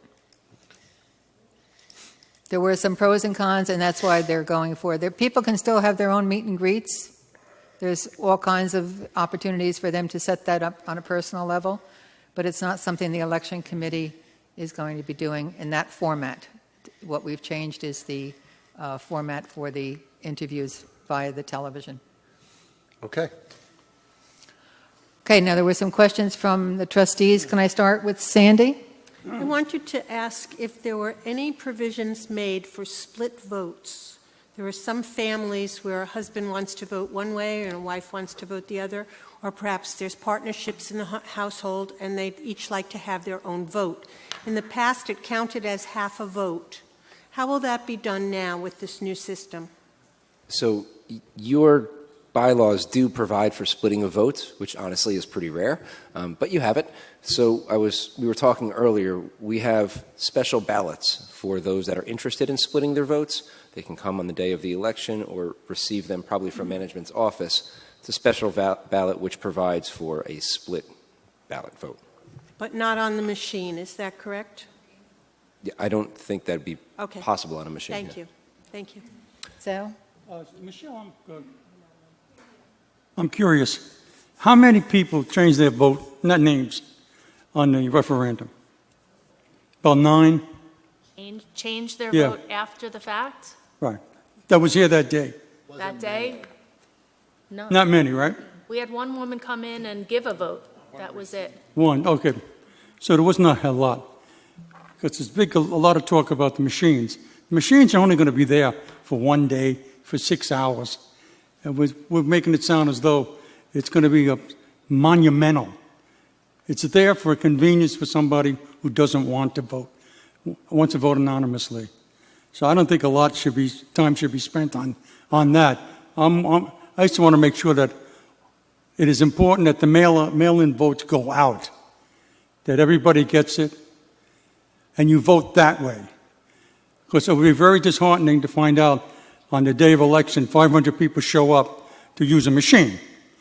Because if they go, oh, I was told we should vote by machine as opposed by mail. Primarily, you should vote by mail. All right, I think this is going to get into a little bit of a debate. It will get into a debate. Well, I think we need to leave it with, we want everybody to vote in the method in which they're most comfortable voting. I think we need to leave it at that. Okay, yeah. Elaine, Okay, do we have questions over here? I'm Just sorry. a quick comment. Joe and I were just speaking, and he wanted me to just bring this up, and I think it's worth bringing up. So the results of the election, once the results are tabulated and the members have decided as to who is going to serve on the board, what typically happens, and I think what the board decided to do, is to have that person serve on the board starting right then and there, not subsequent one or two meetings down the road where they're formally introduced as the new board member. What typically happens is the members decide who the board members should be, and at that time, those are the new board members. I think it's a good practice to have the prior board member that's no longer on the board participate in the next one or two meetings just to assist, but not actually to vote or have their votes count, but really just assist the oncoming board member that took their position, give them some background and whatnot. So that's usually a best practice when it comes to assisting that person. But from the day of the election, that person is the new board member and would be voting as a board member from there on out. Were there other questions on this side? Okay, it's a very important topic, and I think we've tried to cover it as comprehensively as we could. There'll probably be some questions as we go along, so we'll take them over time. And I think, Joe, you're going to do another follow-up presentation in May, I think you said, so everybody who is either thinking about running or wants to nominate somebody else will understand the entire process to do that. We have another very important topic, though, I think, Mike, that you're going to also address at this point? Okay. It's getting kind of late, so it's a lot of information, but we need to get it out. All right, the next topic is Verizon and transferring of the bulk services to Verizon from Hotwire. So as many people are aware, the association decided quite some time ago, there were some issues back and forth with Hotwire, and they were put on notice that we were going to be seeking additional providers or quotes from additional providers to provide for the bulk services. The decision was finally made, and you all know that Verizon has been out there installing their infrastructure throughout the community. There is no specific hard and fast date as to when they'll be completed, but it will be sometime over the summer, sometime in July-ish, maybe August, is what we understand, when they'll be done with the infrastructure build-out portion. Now, in October is when the new agreement with Verizon becomes effective. Actually, it's October 2nd. On that day, Verizon will be the bulk service provider for the association. Up until that time, nothing will have changed. All right, it's going to be Hotwire up until October 2nd, at which time it will become Verizon. However, in order for Verizon to work, in October, we'll provide everybody with all the information that we can provide to you, but I'll give you the broad strokes. Everybody will need to contact individually Verizon to get a technician, to just schedule with a technician, to run wiring from the ONT box, that's the box that they put on the exterior of the unit, to their television. And then the Verizon technician will provide the HD box for you on one television and wire it up. And that needs to be scheduled individually with individual unit owners. Have we talked about pricing in the past, what we're anticipating? Just for the bulk. Right, exactly. So the bulk services agreement will be $30 per unit for the association, and that includes the one television, the HD box. I believe with that you'll have approximately 330 channels, something like 80 or so HD channels, something in that ballpark. So substantially different from what's being provided today. And that will be provided for beginning in October after the individual members, everybody here, picks up the phone. And again, they'll walk you through the process on October 2nd to the extent that we're going to have the Verizon people here, send out mailings, explain the process, the telephone number to call to coordinate with Verizon, get their technician there, run the wiring, put the box in, then you'll be good to go. As far as all the other services that are available, you can remain with who you currently have. So if you have dish TV, satellite TV, for all your other TVs in the home, you can remain with that. You can remain with your internet, your phone, whatever you want to do. That will be ultimately up to you individually. Verizon would become available at that time at a bulk services rate for their various services. When that happens in October, they'll give you all their pricing. They'll let you know what their deal is. Up until then, the association we are currently under contract with Hotwire. Right? So we're not allowed to go around marketing Verizon. We're not allowed to be soliciting their services because we're contracted with Hotwire until October 1st. Come October 2nd, they'll give you all their pricing. They'll let you know exactly what is provided for. But that's the broad strokes. That will be the process. On October 2nd, and at some point in October, you're going to have to pick the phone up, call the Verizon technician. They'll come to your home, give you the HD box for your one television set. And then if you want to get additional services through them, you can. If you want to maintain your current providers, you can do that. It would ultimately be up to you. And I'll apologize up front. We're not going to have all the answers to the very specific questions at this point. Our hands are a little tied with that agreement with Hotwire when it comes to, again, soliciting and marketing any information for Verizon, but that's going to be the big process. Arthur Weiner, 1251 B Thornberry. He brought up a couple of things. Number one is that once October 2nd kicks in and we are truly out of the Hotwire contract, people cannot keep what they have now. They will have no longer Hotwire internet or TV, so they have to move to FiOS or something else. Second item. Let me just clarify that. The bulk services package with Hotwire will end. So they will no longer be the bulk service provider, and that is how many television channels? But they'll still provide internet? 22 Is that what channels. you're saying? They'll still provide internet? The only thing that changes is the bulk service agreement at that date. Okay. Well, the question comes then to the board. October 2nd, when we think Hotwire contract is over, are we telling them remove your equipment, take down the satellite dish, disconnect Legion Knoll? No. Take your pedestals down, How do we have Hotwire if you're telling them that? All right. So the answer is no, we're not telling them to do any of that at this point. They could still provide services if any individual owners or residents want to have services through Hotwire, they can maintain that. But the primary packaging through the bulk service, through Verizon, will change. Okay, was the letter to Hotwire specifically for bulk services, or did it say we're finished with Hotwire general? It's bulk services.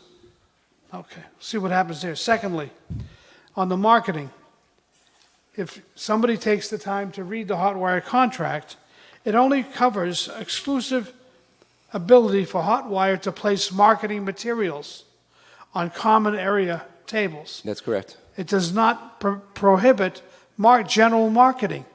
That can be done. So that's a two-pronged issue. So that's what you're saying is absolutely correct. The other issue that's not addressed in the agreement is what we call anticipatory breach of the contract. So the association doesn't want to find itself in a position where we are causing damages to Hotwire by providing information to people which cause them to stop contracting with them before the October 1st deadline. We would call the anticipatory breach of the agreement and could potentially subject the association to litigation, and we would like to avoid that. Well, if there's no other service available, why would they stop? Number one. Number two. Also, in the Hotwire contract, which you're saying still in effect, that you're relatively new, for 8 years I've been up here saying the contract states that Hotwire will maintain and take care of the system and all that, and I've been told by trustees it's window dressing, it's none of our business, only the $1.87. But in their contract it says during the term of this agreement, and there's still, 6 months left? The additional services provided hereunder, taken as a whole, shall remain technologically competitive and competitively priced with similar services offered by nationally recognized franchise service providers, 25-mile property. They have not done that. No one has approached them and said, put your feet to the fire, we're putting your feet to the fire, honor your contract. I call on our trustees for the 5 months, do it, please. Just to clarify, Hotwire's had multiple correspondences from our office, and ultimately, that's why the association's changing its bulk service provider. Say that again? If the association was satisfied and the board was satisfied with the services, the bulks, again, I'm not talking residential or Okay, I hear what you're saying. retail. What I'm we wouldn't have saying is changed. that although the dissatisfaction with Hotwire has gone on for many years, but no true action has been done to take them to court to maintain the contract, which to me has been very frustrating and disappointing. And I'm still saying we've got 6 months left. Why should people be miserable for 6 months? Okay? And then the next, I'm sorry, may I? Thank you. The next point, in the FiOS contract, it states, I won't bother digging through here, but it states that once it's available, we can call the retail FiOS and use it until the bulk is available. Okay? So that's a little different information. You're saying October 2nd. They can't get everybody hooked up in a day. Mm-hmm. Correct. That 800 number has to be called before that. Today, we're not on their system. They have our names, they have our addresses, but we're not available to be hooked up to bulk. The bulk, that's and correct. they transfer you to retail. Okay? So you can get hooked up to retail. And the question I have is because there's so much information in the FiOS contract that our trustees committed for us, not only the $30, but how it gets hooked up, what's available, etc. I have asked that it be posted on our secure private internet site, along with many other contracts which they haven't done. Your boss, Mr. McGovern, about 3 years ago stated that all contracts that are not under negotiation or conflict should be posted on our secure website. What is your opinion on that? I would suggest once we start with Verizon, that would be made available. You're talking not till October. Correct. but there's information here for residents. Oh, excuse me. No, I No, excuse me, excuse Go me a ahead. second. I want to clarify something. I thought, Mike, it was your suggestion that we not post things online, that as part of the access to records, that we have people come in and review the contract. So when you say it's available, are you saying your recommendation would be to put it online, to post it online? I guess let me clarify / retract. Please. Yeah, I agree. The association's agreements must be made available for the residents to review. Typically, that's done at management's office.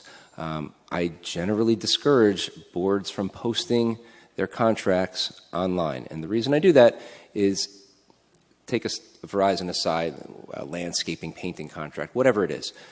It may ultimately cause the association financial damages down the future if other contractors know what they're currently paying for services.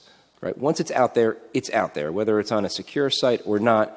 It's out there. And if a contractor wants to find out what the association's paying per square foot of such and such, they can do that. That's why, yes, it needs to be made available, but I would keep it in the association's office. But, see, it doesn't matter, because I can go and I can pay the association to give me a copy.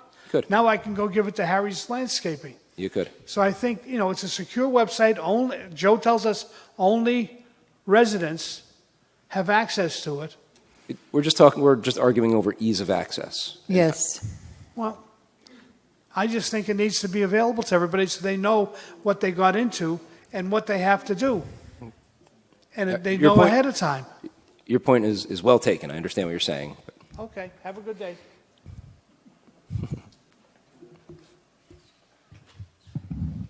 Aldamato, Friar Court. Mike. Yes. What you're saying is that once Files is past my unit, it's lit up, that I can't get any services until October. I'm saying the bulk services, what the association has agreed to. Okay, The pricing so for the association. October, I'll get the TV. But in the interim, if it's live, I can flip my Verizon phone and internet over to the Fios. If Verizon makes that available to you, perhaps. That's outside the scope of what the association is dealing with. They may solicit to people individually, they may not. They may send out for packages, they may not. I don't know. But that's kind of outside of what we, the association, have agreed to. Right, the association has just agreed to video. Correct. Right, and it has been mentioned by the Verizon engineer that was here back in December that they were going to flip existing customers, Verizon customers, over to Fios if they so inclined. Something new? You aware of this or what? Can you say that one more time? Existing Verizon phone lines would be flipped over to Fios once the system is made live. Perhaps. Perhaps. I don't know. Okay. Again, I'm sorry, I apologize up front. I don't have all of the answers for everybody. I'm just understand. giving you the broad strokes as to what's happening. And Yeah, I know the hopefully- agreement is just to provide video at this juncture. That's what the association is doing rather than other offers that were submitted. Questioning the contract. Since the contract is signed, dated, and the ink is dried, besides going to the office to review, can I get a hard copy? What has our policy been thus far? And if not, why not? Yes. Yes, I 10 can get cents a copy.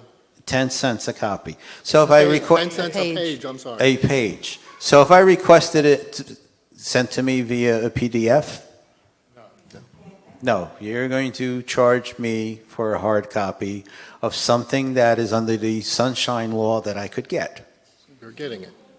at a fee. That's correct, yeah. I shouldn't have to pay a fee to get a contract. Can I ask, excuse me, can I ask that we not get bogged down with this particular issue right now?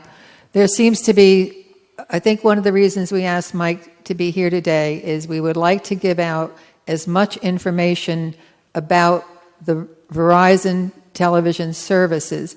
And quite honestly, Art brought something up that I'm not sure that we that we addressed properly, which is they cannot possibly get everybody signed up in one day. So, Mike, would you speak to that, please? I think that's an important issue.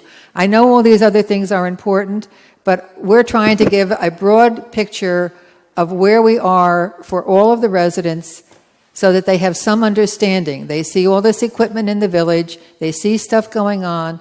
We need to make sure that every resident has some general understanding of what the current status is as of this moment. So, Mike, would you address that question about if everybody has to make a call on October 2nd, what does that mean? Where does that leave us? Good question. So the technician is going to have to schedule with everybody individually to come out to the unit. How long is that going to take? Presumably more than a few days. I believe the agreement has a 60-day requirement in which they're going to sign everybody up. If it takes longer than that, we'll have to deal with that through Verizon. But that's where we stand now. All right. Regarding that, do we have any word as to when a Verizon rep will be in here with hard numbers for the additional services that will be available? I suspect that would be the October 2nd date in which they are first permitted to come to the association. If our contract is for video only, what prohibits them from coming in and saying, here's your phone and internet pricing? We're only under contract for video, nothing else. Therefore, we are not prohibited from getting same. So that would be the Hotwire agreement. So the association's not permitted to allow third-party providers in here to solicit and provide promotional material until their agreement ends on October 1st, at which point Verizon can come in. That is start for providing video. information. I want internet and phone prior to this. You're telling me they can't come in and tell, hey, it's going to cost you X amount of dollars for your phone and X amount for your internet? That's correct. That's what I'm saying. I It's don't- not just for television. I disagree. Is your question as of October 2nd? No, prior to that. Prior to that. Okay, I want to make sure I understood what you were saying. Yeah, I mean, Prior if to. the FiOS is going to be Yeah. live to my unit, Yeah. I understand I have to wait till October 2nd to get my video I understand flipped. what you're saying, okay. But in the interim, if come July, I'm able to get FiOS internet and my landline flipped, I want them flipped.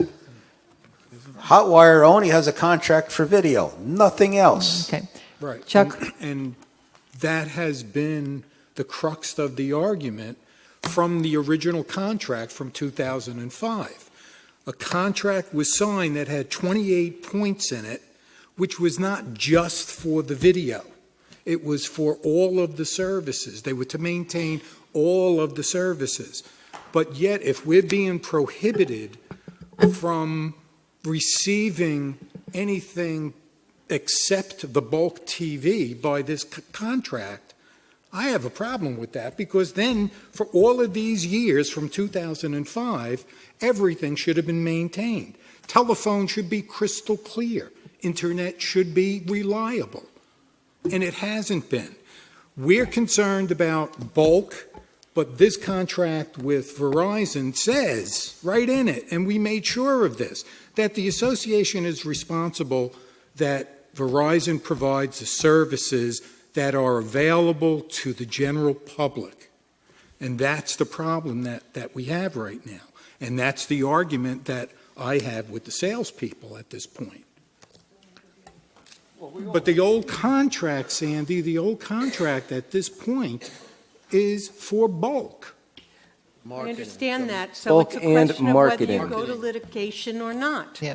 All right, Well, good. but that's the thing. If it's bulk and marketing, but they're prohibiting marketing from other companies to come in. Correct. But they're not responsible for taking care of the upkeep of the existing system. Why haven't we done anything then since 2010? Since 2015? Since last year? We have reached out to them, they're We've not reached out, but responding. nothing is done. And the question that came up before was, why haven't we taken them to court? Well, the 10 years question ago. is, do you want to do something like that? 10 that years could ago cost was a us- great time to do it. Well, Yeah, all right, I think, Water under the bridge. yeah, I think one of, the- Not because it's affecting us now. yeah. I agree with you, Chuck. All right, excuse me. Right now, Excuse, Chuck, all right, you're excuse me, arguing a Sal. point that Excuse has me. no bearing. Excuse me, Sal. This is, we knew this was going to happen because we knew that there's just all pieces of information.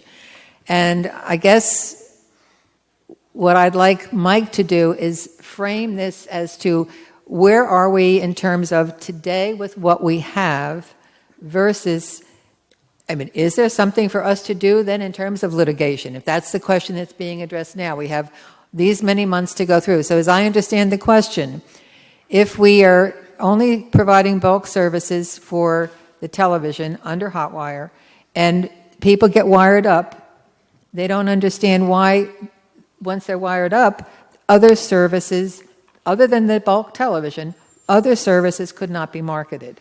Is there a legal answer to that question? There is. There's an exclusive marketing agreement between the association and Hotwire. Okay, so there's no way out of that. So once we do that, we are automatically putting ourselves in a potential lawsuit from Hotwire. I think you're opening up yourself to risk and exposure, yes.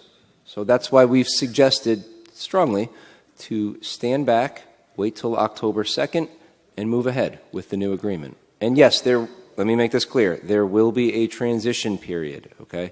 People will have to schedule with the technicians. There's going to be a steep learning curve. It's going to be challenging for a couple months. All right, could we not have a lot of crosstalk? I know this is a hot topic, but it's better if we listen to one person at a time. All right, because I think that's our answer. We don't like it, but that's the answer. All right, Art Pedowitz, 1171B Thornberry. We talked about having a meeting off-site with a Verizon rep. When the technician was here, he said there would be a meeting before this is installed or takes place October, that we can get questions answered. Right now, I have Verizon for my phone and the internet. All right? I would love to switch it over to Fios and have other questions about, the package that I could buy as an outside person. All right? Now you're telling us we have to wait till October 2nd before I can even get any of that information? I'm If I telling you wanna- that the bulk services will be available on October 2nd. If Verizon offers something before then to you, Well, how would that's we know? outside the scope. They can't market. They can't market through the association. We cannot market from them. If All they right. want to send something directly to people, I don't believe there's any prohibition against that, So although I'm what- not certain. Then What you why, can, Excuse me, why Faye. can't an outside meeting be scheduled? once the house is wired, you as an individual can call Verizon and take a package on the residential side of their company, right? Okay. Bulk is separate and different, and bulk services is a whole different department from the residential. You can go ahead and call. We can't tell you to do this. We can't tell you how much it's going to cost. We don't even know. But you can call and contract for that. Now, come October 1st, what Verizon's going to try to tell you to do is to now take that residential package you have and convert it over to the bulk side of the fence. That's what Verizon's going to try to tell you to do. Well, All right, I'm going to recognize one person at a time, but I just want to clarify something with Mike. I think part of the problem is all along Verizon has said things and have agreed to things, and now they're not agreeing to them. And that's been the problem. Sounds like Hotwire. Yeah, so the question I have is, you have been led to believe by the most current thinking, I believe, that Verizon would prefer people not to be signing up too soon. Is that correct? So I just don't want to mislead people to think, though, as soon as they have somebody coming up that they can call a technician and they're going to automatically arrive at the door. Because Verizon may themselves not want to be promoting coming in too soon for 1 or 2 months under residential services and then having to switch people over to bulk services. So I just think we have to be careful before we start giving this information out that you can do this. We were told that from the beginning. We were told from the beginning that you could do that. And as soon as you were wired up, you could call on your own and get the services. And now we're being cautioned, well, that may not work.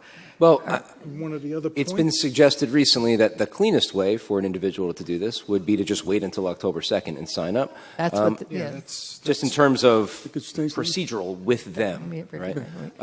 But that being said, if once the community is completely built out, they may be able to get you hooked up on the retail side, on the residential side. Could I ask outside of everybody the to bulk please side. not, excuse me, can I ask people not, it's awfully hard to hear what's being said when everybody's talking in the audience and people are also talking up here. Sal, you wanted to say something Yeah, before we go to the next speaker? As far as the off-site by Verizon, we requested it, they denied it. They wouldn't do it. We took your suggestion, we gave it to Verizon, the Verizon wouldn't do it. Because again, waiting till October 2nd now. Right, but I know... With everything else, we could wind up paying extra money Right. to Hotwire for a month. Well, in talking to Verizon, Verizon enlightened me as to, everybody talks about this $79.99 triple package, whatever it is. Sal, And I'd talking- really rather not get into all that kind of get into detail. it. Let's deal with what we're dealing with Well, here let today. me finish, then you can tell me. Well, you're Okay? getting into the No, I'm making it to pricing. residential services. No, all I'm telling you right now, they explained to me that there are so many additional costs involved that it's not advantageous to go that route. It's got too many hidden costs. Okay. Can we have another question at the mic? All right, but again, just to clarify, because we have to wait now, we don't know when Verizon is now going to get to our house. That's true. We're paying Hotwire for their monthly fee again, not the money that's deducted from, that's including our pay, but we're paying $90 a month. We got to pay an extra $90 a month for Hotwire? Okay. Now, we want to make sure, and we haven't addressed this issue, but we want to make sure that, for sure, that there's no double billing. So some of this whole thing is still being worked out with Michelle, so that there may be some people that get caught somewhere in the middle, and there may have to be a refund, but that we're already aware of the fact that this is an accounting nightmare for all of us. Everybody was under the same impression that all this was going to be worked out, and come October 1st, we'd all be transferred over. That's simply not the way it's going to happen. And that's, I think, an important piece of information that we get out to you. Okay. I have 3 quick questions. Tom Farrell, Liverpool Circle. The first question is to Michael.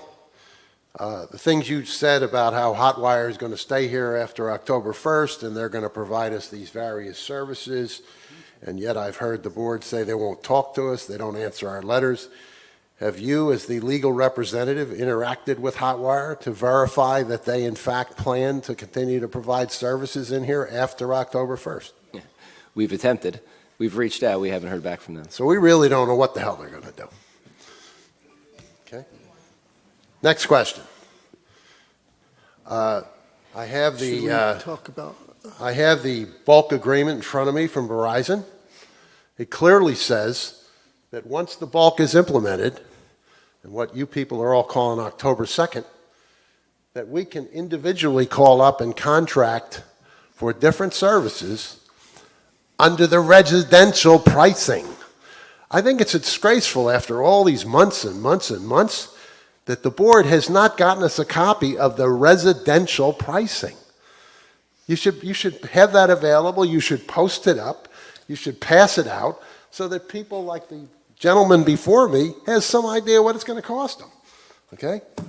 And then the last thing. Just that a I quick think is comment the on most- that. I believe that would fall directly in conflict with the Hotwire agreement to not promote third-party services, which is why we haven't done it yet.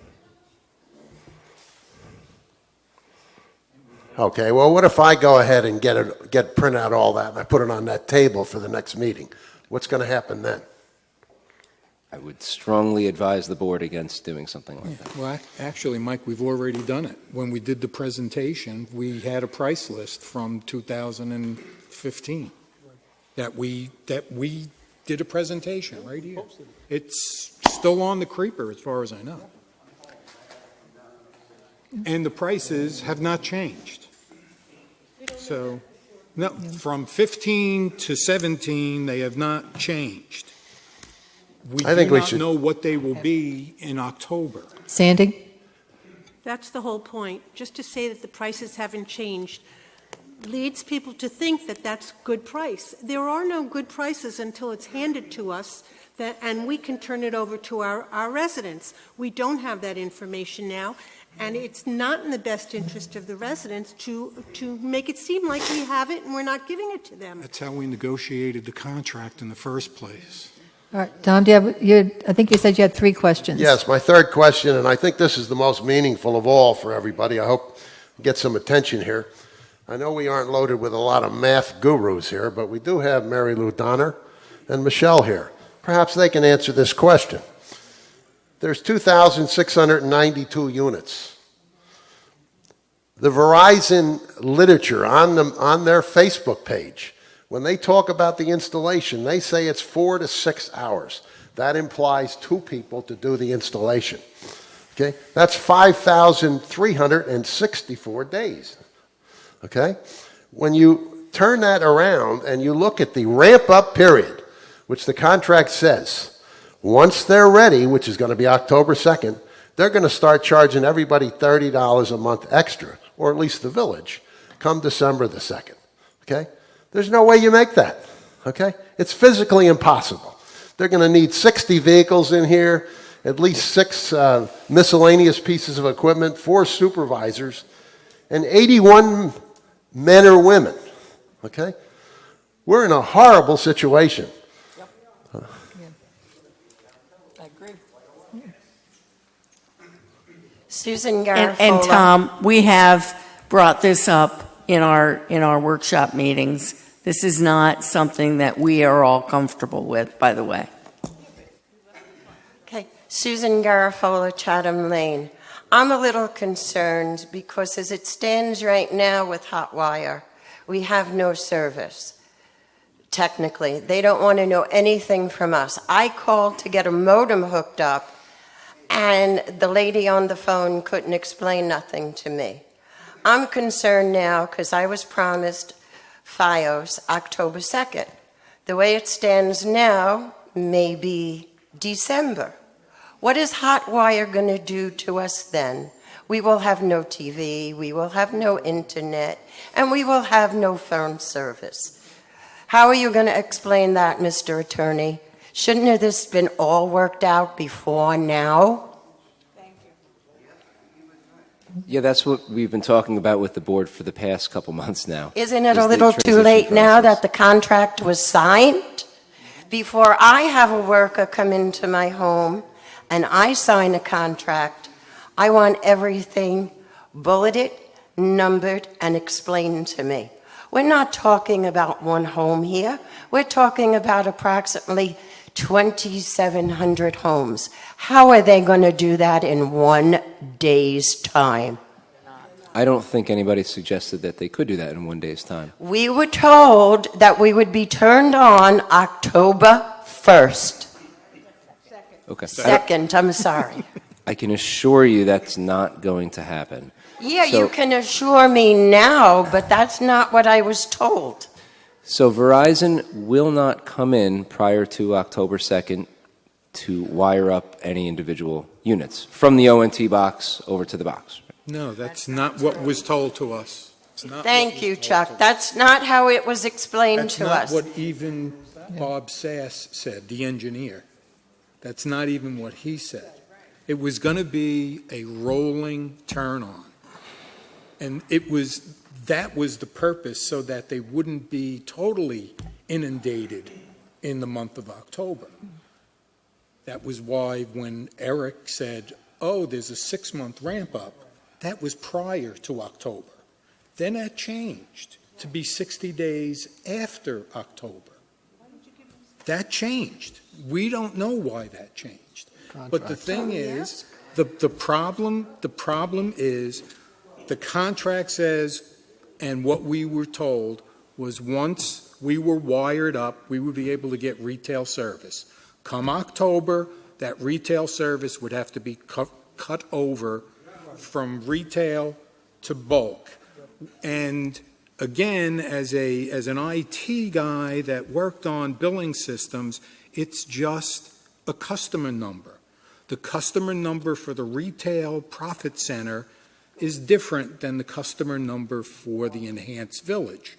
But it's not a nightmare for them. They're making it a nightmare to switch over the services. And they're putting the burden on us because we're saying, and we've been saying all along, come October, $30 extra in our maintenance fee. And again, how can we say to these people, we're going to charge you $30 in October, but you're not going to have the service. And you might not have it in October, in November. So that was why we asked Verizon a number of things. They've reneged or not answered. They gave us 6 months, right, Chuck? That was the beginning. Okay, went 6 months to 60 days, now back to 6 months. No. No, it's still 60 days, but Did the now ramp- has anybody looked into what Hotwire is going to charge us for these services, not the bulk?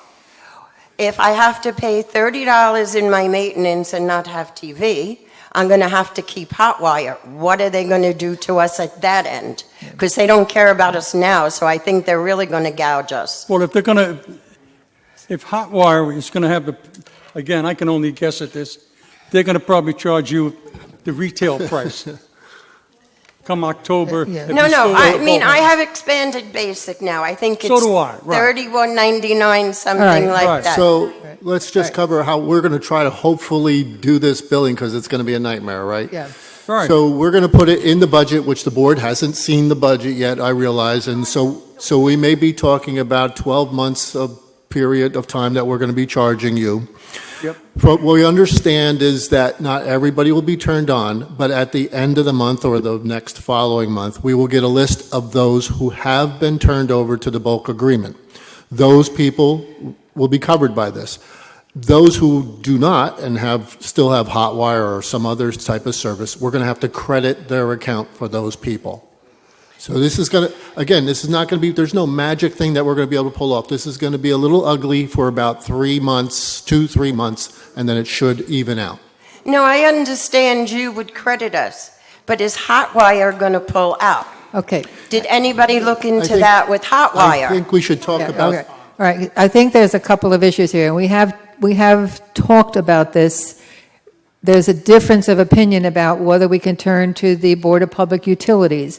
We've been over to Leisure Knoll. Leisure Knoll has not made the decision yet. They are still with Hotwire. They may continue with Hotwire, or they may choose to go with Verizon, or they may choose to try and get Comcast to come in. They haven't made their decision yet. In any event, we and they together may have to do something to approach the state, even though we are private communities and people feel that right now we're being mistreated by 2 large companies and we're being taken advantage of. I think everybody's feeling that way right now.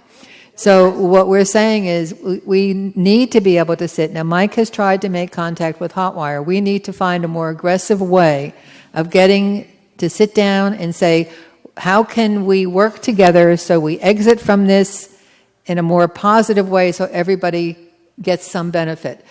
So Leisure Knoll is of the opinion that they would not be left hot and dry, that there would have to be some exit strategy as a company that is providing the services for their community. I think we have to have that same ability. I think we're all a little gun shy right now to tell you what it is that is, because I don't think we exactly know what it is.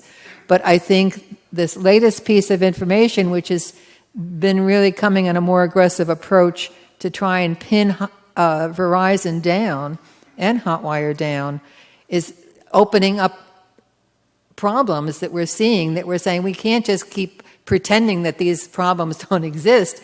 we will have to find some way of addressing them, and we will work with Mike. Okay, I hope so, because I was here when the hot wire contract was signed, and we've had a disaster for 13 years. Right. Let's not go into a contract with Verizon and have another 7 years of headaches and heartaches and tortures. Right. Thank you. Pat Masterson, 593A Burton's Court. I'm just going to say what everybody else said, but the thing is this. If we knew that as of October 2nd that we had to sign up, right? And the contract says you gave them 60 days.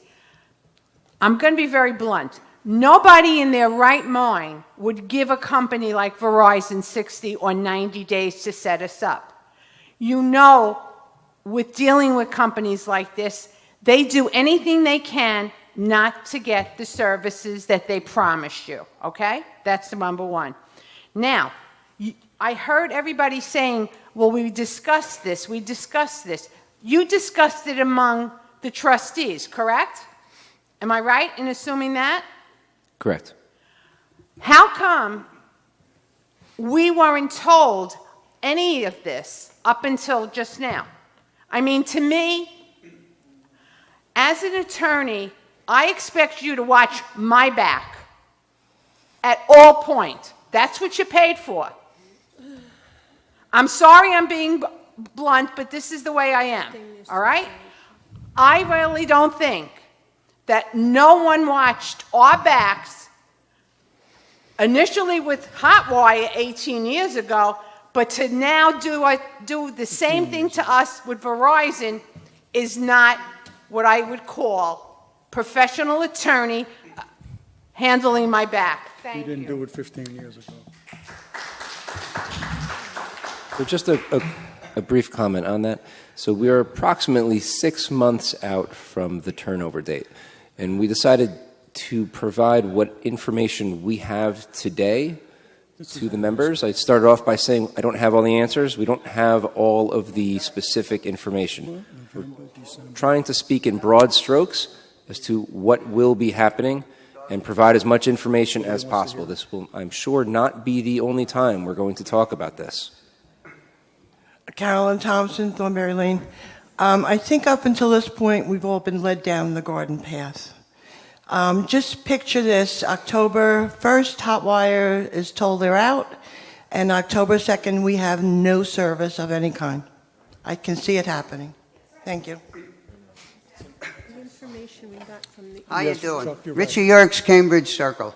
My thing is a little different, but Joe, I had talked to you a while about how this setup goes. When I lived down on Long Island, when Cablevision came in, the representatives came to my house, sat down, put all these things down. You want this plan, this plan, this plan. This is what it's going to cost you. Now I hear this, you're going to have to call up. They're going to hook up.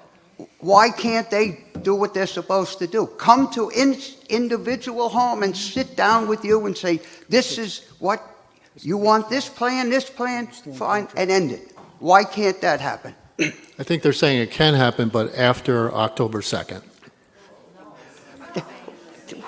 Sandy? That's not right. No, I'm talking about the telling people what they can get, this plan, and this plan. Sandy? I think most of, and not to point fingers, but I think most of the information that we got was from the engineer, who led us to believe that it was going to be a simple hookup as they came through the village. We learned after that it's not that way. We're hearing from somebody else who's not involved with that. We're hearing from two different sides of it. We're hearing from the office side and we're hearing it from the engineering side. Right. And we really don't know which is the right side. Is the engineer right? Are they going to hook us up as they come through our village or not? Right. And that we don't know. Excuse me, this has nothing to do with the hookup. I'm talking about what each person wants. Yeah. When is that going to happen? The thing is, we want to know what we're getting before we hook up, what we're going to pay for. When that's going to happen is when we are wired up. Totally, July. That's when it's going to happen. Yes. This summer, Right. If they connect the ONT onto your building, Yes. that's when you'll be contacted, or you'll be able to contact them. That was what we were told, That's- all along. Yeah. That was what it was supposed to be. And then you would call up and say, I want retail services, and then it would be, what do you want? And then that was when those discussions were supposed to In happen. other words, you're telling me each individual person here has to call up Yes. to get an appointment? Yes. That's Yeah. not right. You have to do that now. Cablevision on Long Island, boy, they couldn't have been nicer. And they came door to door to Yes, your they house. did. Right. Well, Verizon might do that once we are wired up, but right now they can't sell any service to us. Are we wired up? No.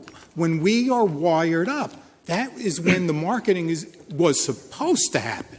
Yeah, but I think that's the key. I think everybody believed there was going to be an opportunity before October 2nd for people to do all of this, and it could have been worked out, and by October 2nd, everybody would be ready, and then there would be a certain switching over to say, now I'm out of this kind of service, and now I'm on bulk services. What we are only recently found out is that may not happen that way from the Verizon point of view. And that's where, and I think the message that our attorney has to get is we have got to really, really find a way to address this further with Verizon. Yeah, but if you get hooked up and you don't know what you're having, it's ridiculous. Well, there's two issues, though. If you are hooked up for the retail services, for the beyond the, whatever they are, over this time period between, as it was originally planned, so that all this getting up and getting ready and then turning the switch on could have been for everybody for bulk services, but everybody would have already had things set up in their home. That's the piece that we're being held back on. All right, now I'll ask you this. Will they have representatives coming here so people here can come and sit down and sign up to this? That's the one thing. When is that? We have to stick with right now, and unless we can get it changed, that would be the October date. I think at one point the suggestion was that we would actually have multiple people here to describe what all these services would be, and we would have the town hall where people could come and they could talk about their situation, and there would be a massive process. But apparently from the Verizon standpoint, there's numbers of steps that have to be taken that make it a lengthier process, so that while they may be able to give general information out on October 2nd, and then they're free to set up appointments, and there's a whole variety of things that could happen. But we're talking now about an October 2nd date. So you're... Wait, excuse me, I want to make sure that am I stating this the way everybody understands it? Yes. Okay. I mean, that's at this moment, that's how we understand it. So you're saying as October 2nd, we may not have any television. And that's... You may not have FiOS. What we're saying... Well, then... No, what we're saying is... Then what do you have? All right. Now, one more time, we're going to try. We're assuming a lot of things here, and that's been part of the problem. So we're hesitant to say this. We have no reason to believe that Hotwire is automatically going to turn a key and say you're all off. They can't turn a key to turn us on, then they can't turn a key to turn us off.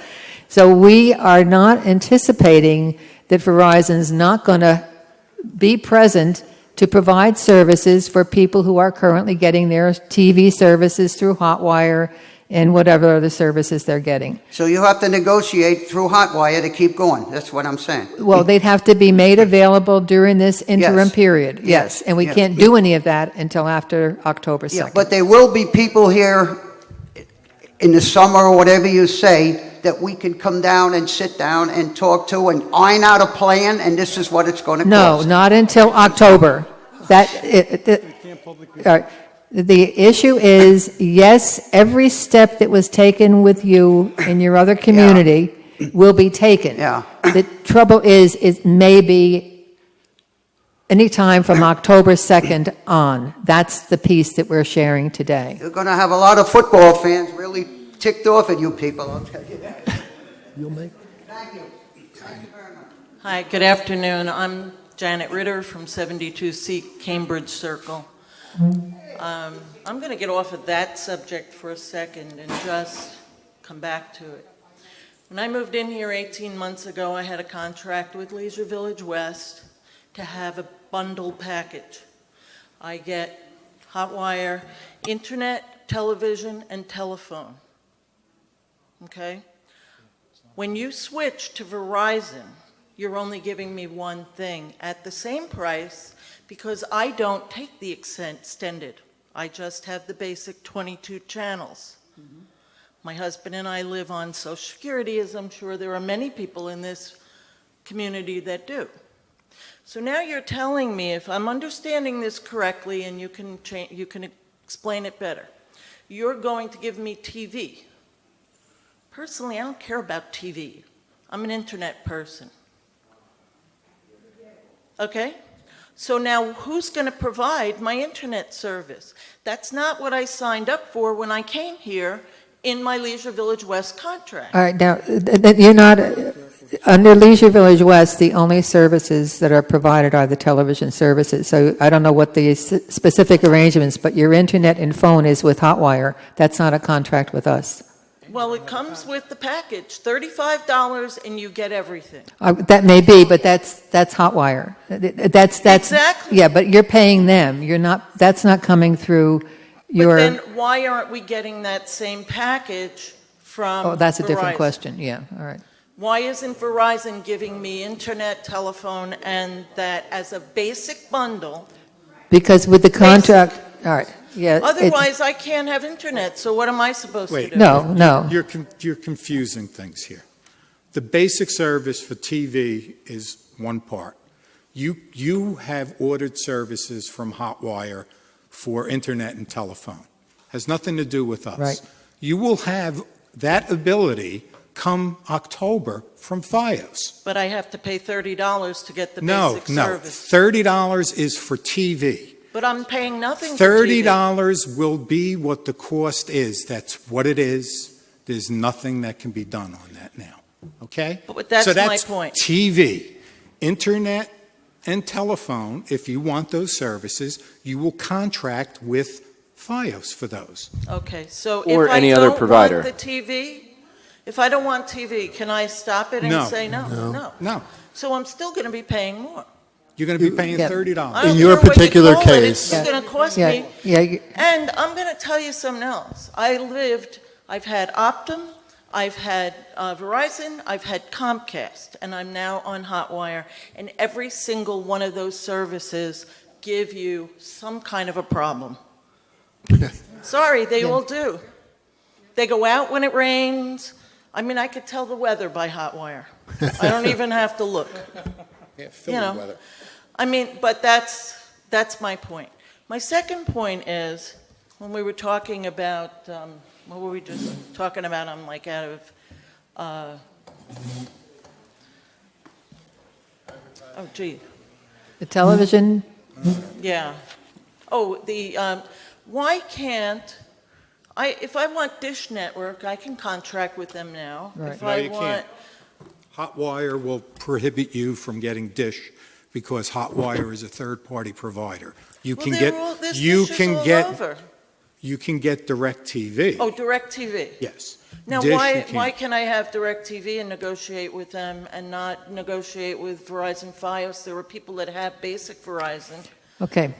I think we need to be clear about something. From the very beginning, the village has provided television services to all the residents, including the closed circuit, at a minimum rate of, currently I think it's $1.87. That's been part of the package, the amenities that you get for the village.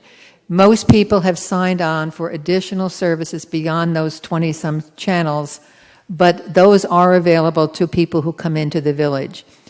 When the decision was made to say, okay, if we're going to continue with providing those services, when it was selected, when Verizon was selected as the provider, those $1.87 services are no longer available. They just would not provide that service. So the services that they're offering that's replacing that $1.87 service is now going to cost $30. That's the difference. Now, most people who have signed on with Hotwire or some other services for beyond the $1.87 are going to find this package a much better package because they're going to get many more channels and they're going to get much more out of it. But that's the only thing that this was supposed to accomplish. The internet and phone service connected then with Fios, some people may choose to move in that direction. Other people may choose not to move in that direction. Some people don't have internet. Some people may not want to use the Verizon phones. Those will be individual decisions people make. But what you're talking about is you chose not to go beyond the network services, the 22 channels, because that was part of what was originally offered and has been offered from the very beginning of the village. The decision this board has, or the next boards have to make over time is when the 7-year contract is over, does that take Leisure Village West out of any television services? Because by that time the technology will be much different. But that's the difference. It's just the basic $1.87 service that has been replaced by this more comprehensive services at $30.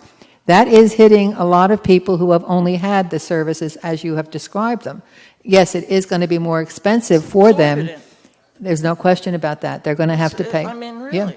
And just to clarify and add to that, it does not, the association's bulk services package for $30 a month for the television does not impact your current internet, your current telephone provider. You don't need to change to Verizon. You can keep who you have if you're satisfied with them. This is simply for the television. Most internet providers, in my experience, are cheaper when you get them with the TV. Yeah.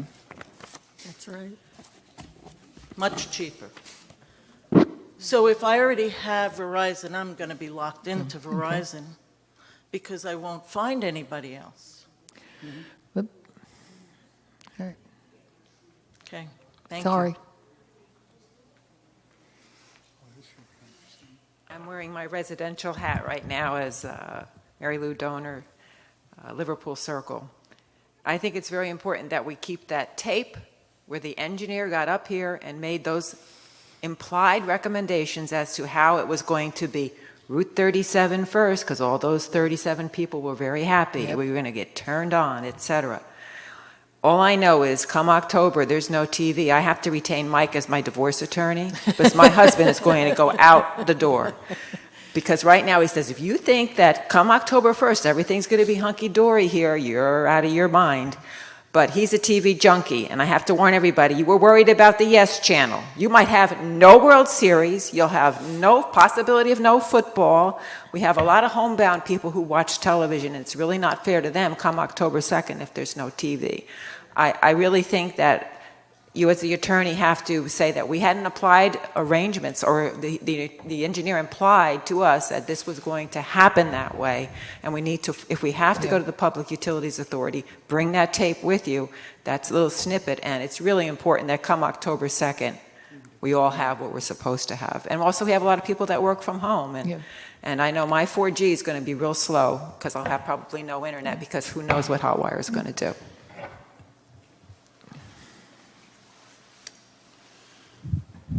The snippet that Mary Lou Donner's speaking of, the presenter was George Sassy. Thank you. Thank you. Thank you. You knew it. You knew it. Good. And Mr. Lupo and Ms. Baumeister have both articulated at length about, I believe his buzzword phrase was, we're going to light them up, if you recall. We're going to light them up. Well, so far now it sounds like they're not going to light them up. The second thing for Michael, a quick history lesson, but you could discover this by yourself by reading the Hot War contract. Originally, LTN, which was something that was really owned by Leisure Technologies, it created the master antenna, and that was the forerunner to several other companies that ended up being the last one had sold to Hotwire. The contract that they have, and that exists at this very moment, and at least by that contract, expires on October 1st, but then automatically renews for 5 years. It basically says they have exclusive use to all the wiring within all the units. Because after all, that was Leisure Technologies when they built the units. And that continues. I think there's a major issue here, and I'm not sure we can let Verizon come in here and start tapping into their wires, okay? In looking at the Verizon contract, they've made it very clear if the wires meet the test, which if they can't apply any signals to them, they wouldn't meet the test, then they're going to charge us independently to rewire the unit, which is another major issue. Who's going to pick up the tab for all that, okay? I'd like to bring it to your attention. It's in the hot wire contract. There's no need to go on somebody's memory or what somebody told them. You could just look it up yourself. It's right in there. They have exclusive use of those wires. They may also choose, come October 2nd, to exercise their option on that, okay? So I'd just like to bring that to your attention in case you haven't seen it before. And the only other thing I'd say to you is that if you're interested in a horror movie, you could watch the town hall meeting of June 21st, 2016, where your predecessor sat in the middle of that up there, and she told us a lot of things that are no longer true. I think you ought to go back and watch that so you have an idea what you're dealing with. Thank you. Just a minute. Say one thing on that. Chuck? The internal wiring's not a problem. And I say that because anyone that has satellite TV has no problem. The coax is, Tom, that's what it is. There's no problem. No one has ever been stopped from having direct TV in there. All right? That is the way it is. Okay. No. I should learn never to leave here. They always talk to my back. Regarding Tom's statement with the wire, it was stated that it's included if it needs to be replaced. Technician comes, he checks your coaxial cable to see if it's within the standards of the company, and if not, he replaces it. That being said, we're having an electronics expo. Why don't we get a Verizon rep to come in? Yes.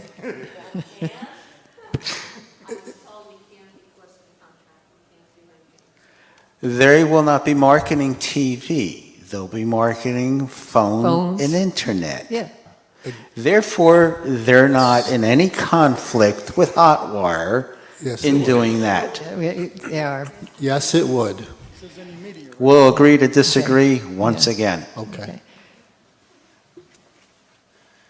Okay, I want to respond to Mr. Lupo. The fact that other satellite companies have come in and tapped into the wires that existed within the house without notifying Hotwire they were doing it, and without the owner notifying Hotwire they were doing it with, and they got away with it, does not take away Hotwire's right to the exclusive use of those waters.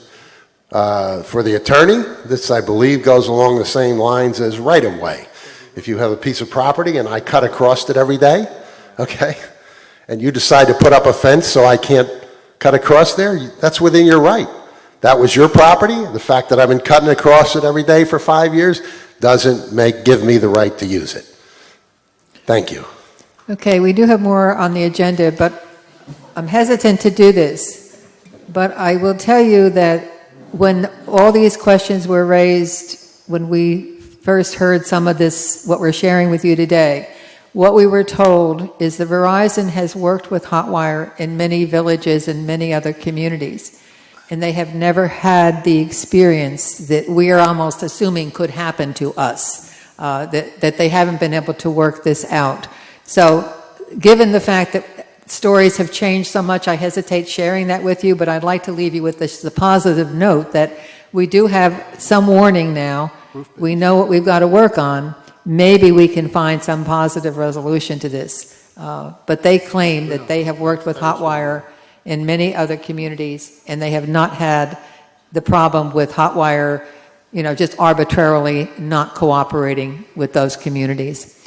Mike, did you have another thing on your agenda to talk about? And Joe, do Didn't you we have say anything? we were going to defer on that till the next Yeah, meeting? I guess what I'd like to know, given the lateness of the hour, how much can we eliminate? We have our bids and stuff like that to go over. Why don't you do the ones that we have to do? What's up to you guys? Okay, so we're going to go on then. Yeah, okay, You want something to say? all right. Just one fast one. You were going to just do the one on the, I think you're going to be back in May. Let's hold off on that. That's what we said, Yeah, right? yeah, Back there, we yeah, said we were yeah. going to hold off.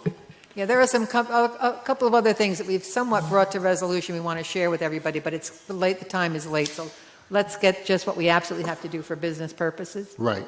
So the first one up, Jim has in front of him here is roof bids. Good afternoon, everyone. Thank you. This time of year, we come to the board with the roofing schedule for the upcoming season. This year, we're presenting the 2018 roofing contract. Tom Haskell went out to bid to 5 area contractors, even outside the area.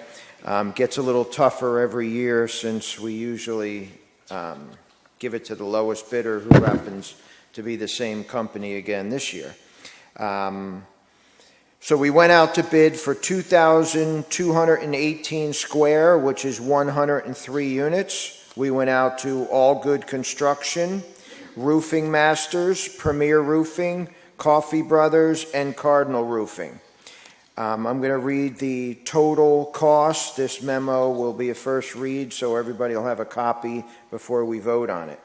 All Good Construction came in at $486,730.47. Again, this is a large year for roofing.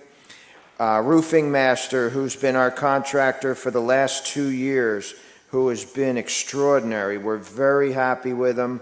What used to take the old contractor a complete 12 plus months, they're banging out this many square in just 2 or 3 months, come in and come out. So Roof Masters came in holding their price from last year, $492,260.86. A new player this year, Premier Roofing, came in at $715,238.97. They don't get it that, you got to get in and hold the price for a while. Coffee Brothers and Cardinal Roofing, although they took the bid package and corresponded with us various times, at the end decided not to submit their bids. So we're recommending our current contractor of Roofing Master, who held their per square price at $215 a square. Excuse me, I just want to, I did leave one thing out. This also includes replacing the gutters on the units while we're doing it.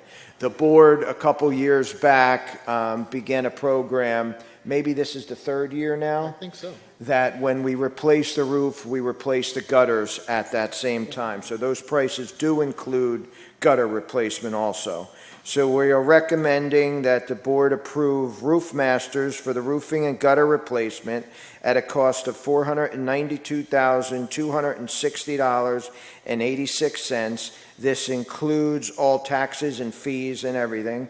This expense is to be charged to GL 3270, Capital Replacement Roofs, and that is a budgeted item, a reserve budgeted item. You're going to go on? Go ahead. I'm going to go on. I'll be quick. Electrical panels. About a year and a half ago, 2 years, we started a project where we were replacing electrical panels. We had an engineer come in. He evaluated over 100 panels. He determined 21 of them were in poor condition. 24. We replaced the original 24. Then last year we moved to phase 2, starting in condo 1, the oldest units, and progressing through. We replaced 50. We're just finishing that phase now, so we're requesting the board that we move to the next phase, which will be the next 75 units by age order. So we're now into condos 3, 4, and 5. And again, with that same secured price of $725 with Curry Electric through 2018. So it's our recommendation to continue the project and award Curry Electric the next 75 electrical panels at a cost of $54,375. This expense will be charged to GL 3295 Exterior Restoration and Unit Infrastructure. I have two more things. This is another one. 2 years ago, we replaced the entrance gates. We switched them over to aluminum. They're the vertical gates that go up and down. This is the second phase of that project. Next to them are the stationary gates that also swing open in emergencies if we need to open the rest of the gates for fire trucks or snow removal or whatever. We broke it into two projects. So this is the second phase of it. Howard went out to bid two ways. One, to have us buy the aluminum stock and weld it and fabricate it ourselves. The material alone for that, Metal Depot, $40.85. Online Metals, $4,362.09. However, we went to SunPower Gates, who sold us the gates that we purchased, the vertical gates. They can sell us the identical matching aluminum gates already assembled. All we have to do is install them for the lowest bid of $4,253.98. So there'll be no labor involved in constructing them, and they'll match identically. So Howard's recommending that we do contract with SunPower Security Gates for the sides, panels, and swing gates. The cost of $4,253.98.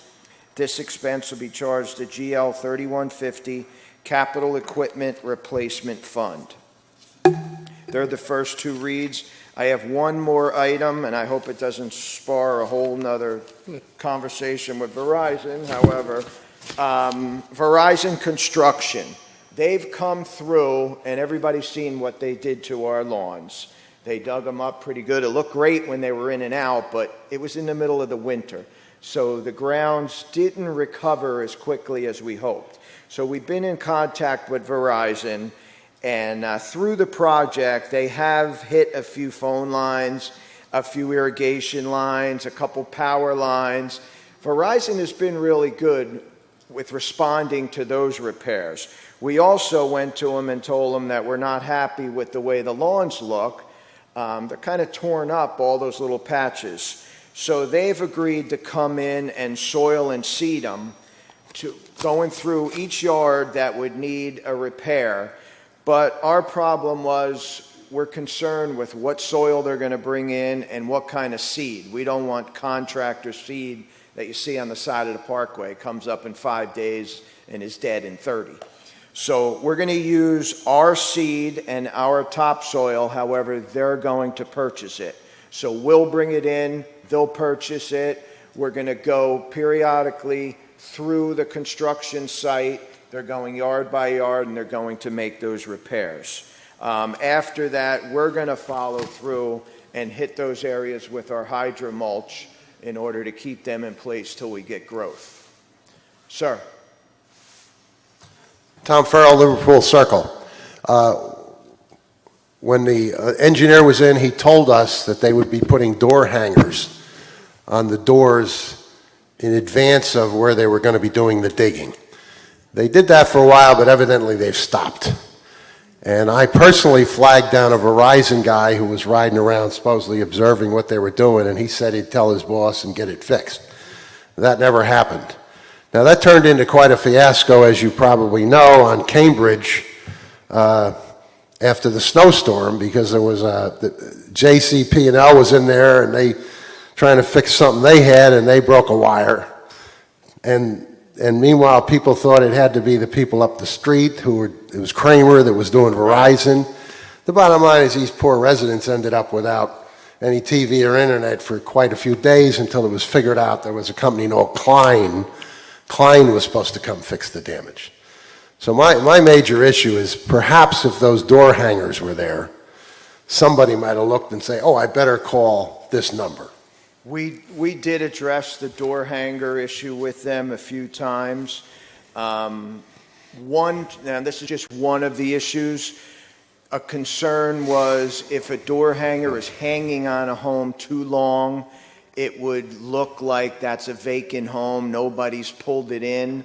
So that was one issue. There was a couple other, but we agreed with you. We had wished that they had gone ahead and were more consistent. It would have ended a couple hundred phone calls at maintenance.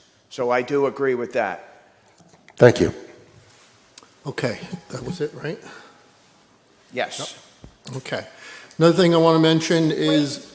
Oh, I'm sorry. Go ahead. Gail Dylinski, Stratford Court. I just have a question for Jim. Sure. About the lawns. He said that they're going to be fixing Yes. it up.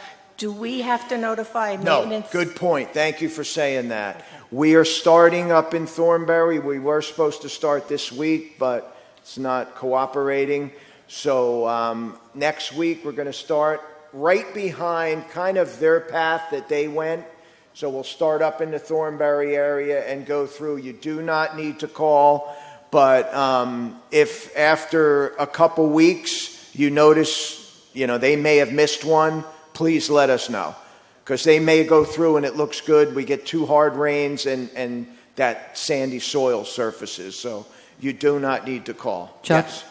One of the other things, besides just the lawns, some people that have had patio work done where those bricks or pavers were removed, they weren't put back the way that they should have been. Are they going to be addressed? Let by us know. That one we do need you to call because there's been several of them. We've sent them back and they have made the repairs.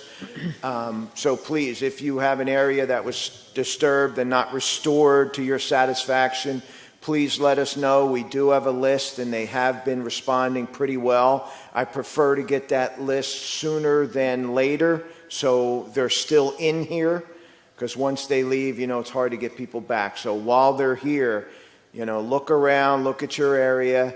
Now, realize they did have to dig, so please be, somewhat acceptable of what happened. But if they broke some bricks or didn't put them back, please do. If you just need something swept off, just let us know. We'll come by.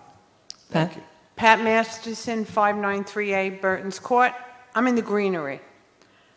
Where they put the thing for, Yep. that was my, and I have those 2 green boxes, one in the front, one Yep. in the back? Okay. My extended drains, they were all over the neighborhood. I had to call you to And we come. came right over there. You came right away. I have to say you came right over there.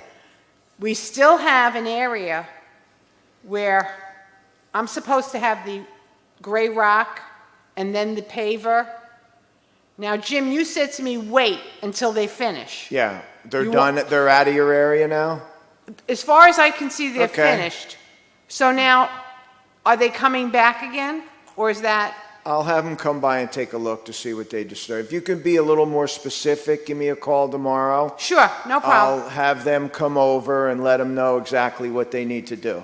We've given them, a couple dozen repairs already, and they have been pretty good. Thank you. Yeah, moving on. Okay. If you ride the bus, you probably noticed already that Stout's bus bought out CV Transport. So Stout's Transportation bought out CV Transport. So you should see that. They're going to honor our contract until the end, which goes in through March 31st, 2021. So really nothing to worry about there yet. Next thing is really some updates we have to give you. Access to records, I just have it here, but we're going to give it to you at the next meeting so that you can see it. What basically we're trying to do there is make it a little friendlier, easier to read, hopefully just one page by it's all said and done, and it'll be easier for you to understand those questions that came up. What's available? How is it available? Which ones will you charge for? Look for that to come out in the next meeting. You'll have that in your packet. Along with that, some more housekeeping duties. There's a fiduciary responsibility letter that we put together that's going to replace some other policies that are already in existence. So along with access to records and this one, we're going to have to rescind a couple, there may be several policies. They'll get rescinded and be replaced by these two policies coming forward. So look for that coming up. Next one, Jim, hopefully you were, the pool. Okay. Like what you heard with the Radburn, similar to that, the state did something to us as far as the pools. And that is how many lifeguards, if we have to have lifeguards, how many we have to have and what their duties are. So if you want to fill us in. Sure, so, All right, but before you start, this is a very important piece of information, and it's very late in the day. I think what I'd like to do is just have you give a little summary of the information. Great. Ask you to think about it, because we need to be able to make a decision at the next board meeting relative to what Jim is going to be presenting. So rather than talking about it today, could we just ask you to absorb the information today, and then if you're interested in this topic, come back to the meeting in 2 weeks, because we'll open it up for discussion at that time, because we do need to vote on this issue by that time. so I'll give a brief overview. They just came out very late, the end of December, that went in effect January 1st, the 2018-19 bathing codes. And it has one significant change that affects pools over 2,000 square feet, which both our pools do. The new regulation now requires you to have 2 lifeguards for a pool of that size. Now, we do fall under that, and we also fall under something called a, let me get the proper word, special exemption, which means a retirement community, a hotel, places like that do not have to have lifeguards. But if you choose to have lifeguards, we do need 2 lifeguards. So, Can't check that.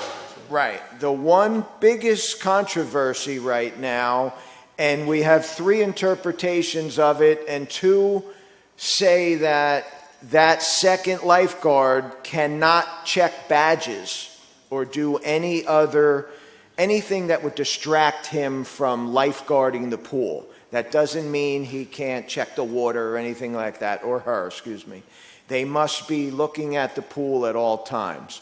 So the impact may be we may need a gate guard in lieu of the 2 lifeguards, or we may want to consider something down the line of using our exemption and not doing lifeguards for both pools, one pool.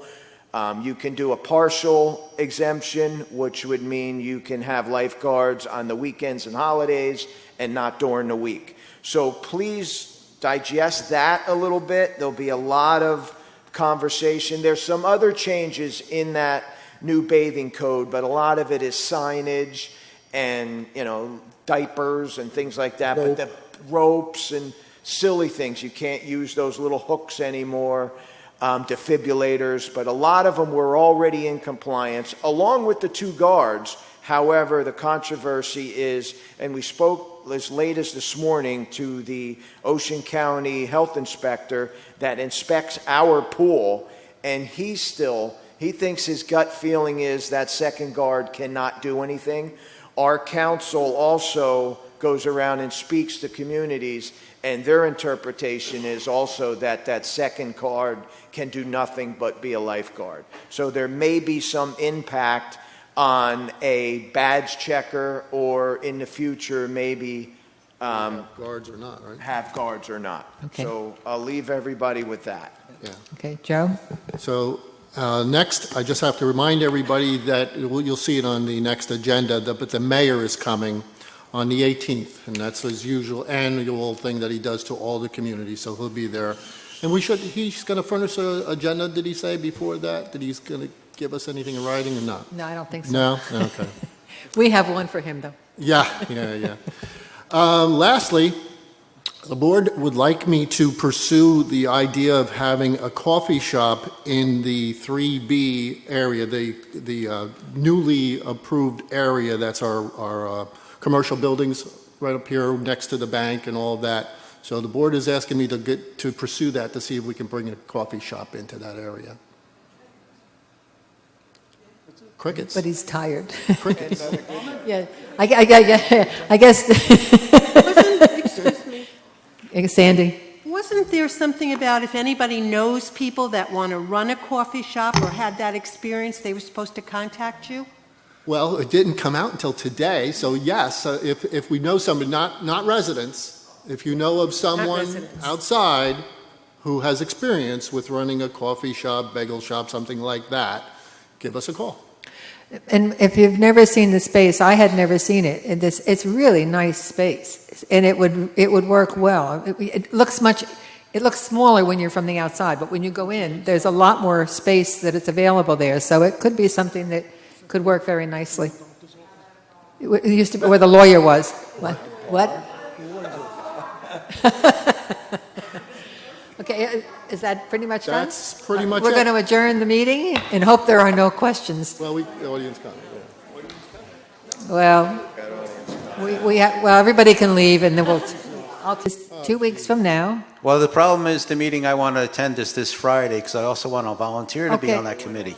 All right, then I would suggest you call the chair of that particular committee. Can we hold on 1 second? I just found out. Did you guys go offline? You can't. You got to go back online. That's all right. That's okay. I'll cover it next time. This gets recorded, so. I don't know if we should. All right, there are new protocols that we haven't gotten out to all the residents yet, but the protocols do say you call, if you're interested, you can either send a note up to the association office, you can ask the chair of the committee and let them know you're interested, and then they'll take you the next step. Okay, so I've already reached out to the chair of said committee. Right? So if they say, okay, I can attend. Yes. Okay. No, it's observation only. Right, Observation. I can observe. Okay. Hurry up. Okay. On the new Colonial Gate, the new arm fixture, Yeah. please remove the no motorcycle part of it, as we have done on all the other gates. Don't say that. That's from the manufacturer. I don't know if we can do that. Yes, you can. You just take a I would prefer to blowtorch. hear that from Mike. Okay, we'll check it out. We'll check it out. You don't have to. Everybody wants to go. Hurry up. They can leave. Yeah. Okay. Signage for the location of the first aid kits. Okay. Yeah, I had an incident when I had my party. Somebody fell, and nobody knew where the first aid kit was, except for Sal. But a little better signage. We all know where the defibrillators are. Maybe a sign over there saying, hey, first aid's over here. Okay. Okay? Oh, our brand new road, Huntington. Over at the Butterfly Garden today, I noticed there's a significant crack going across by the maintenance entrance, leading by the sewer. You might want to, Okay, good. You're on top of things, Jim. I like that. Thank you. I have a question. How long do we keep the video for the entrances? We have videos. How long do we keep said?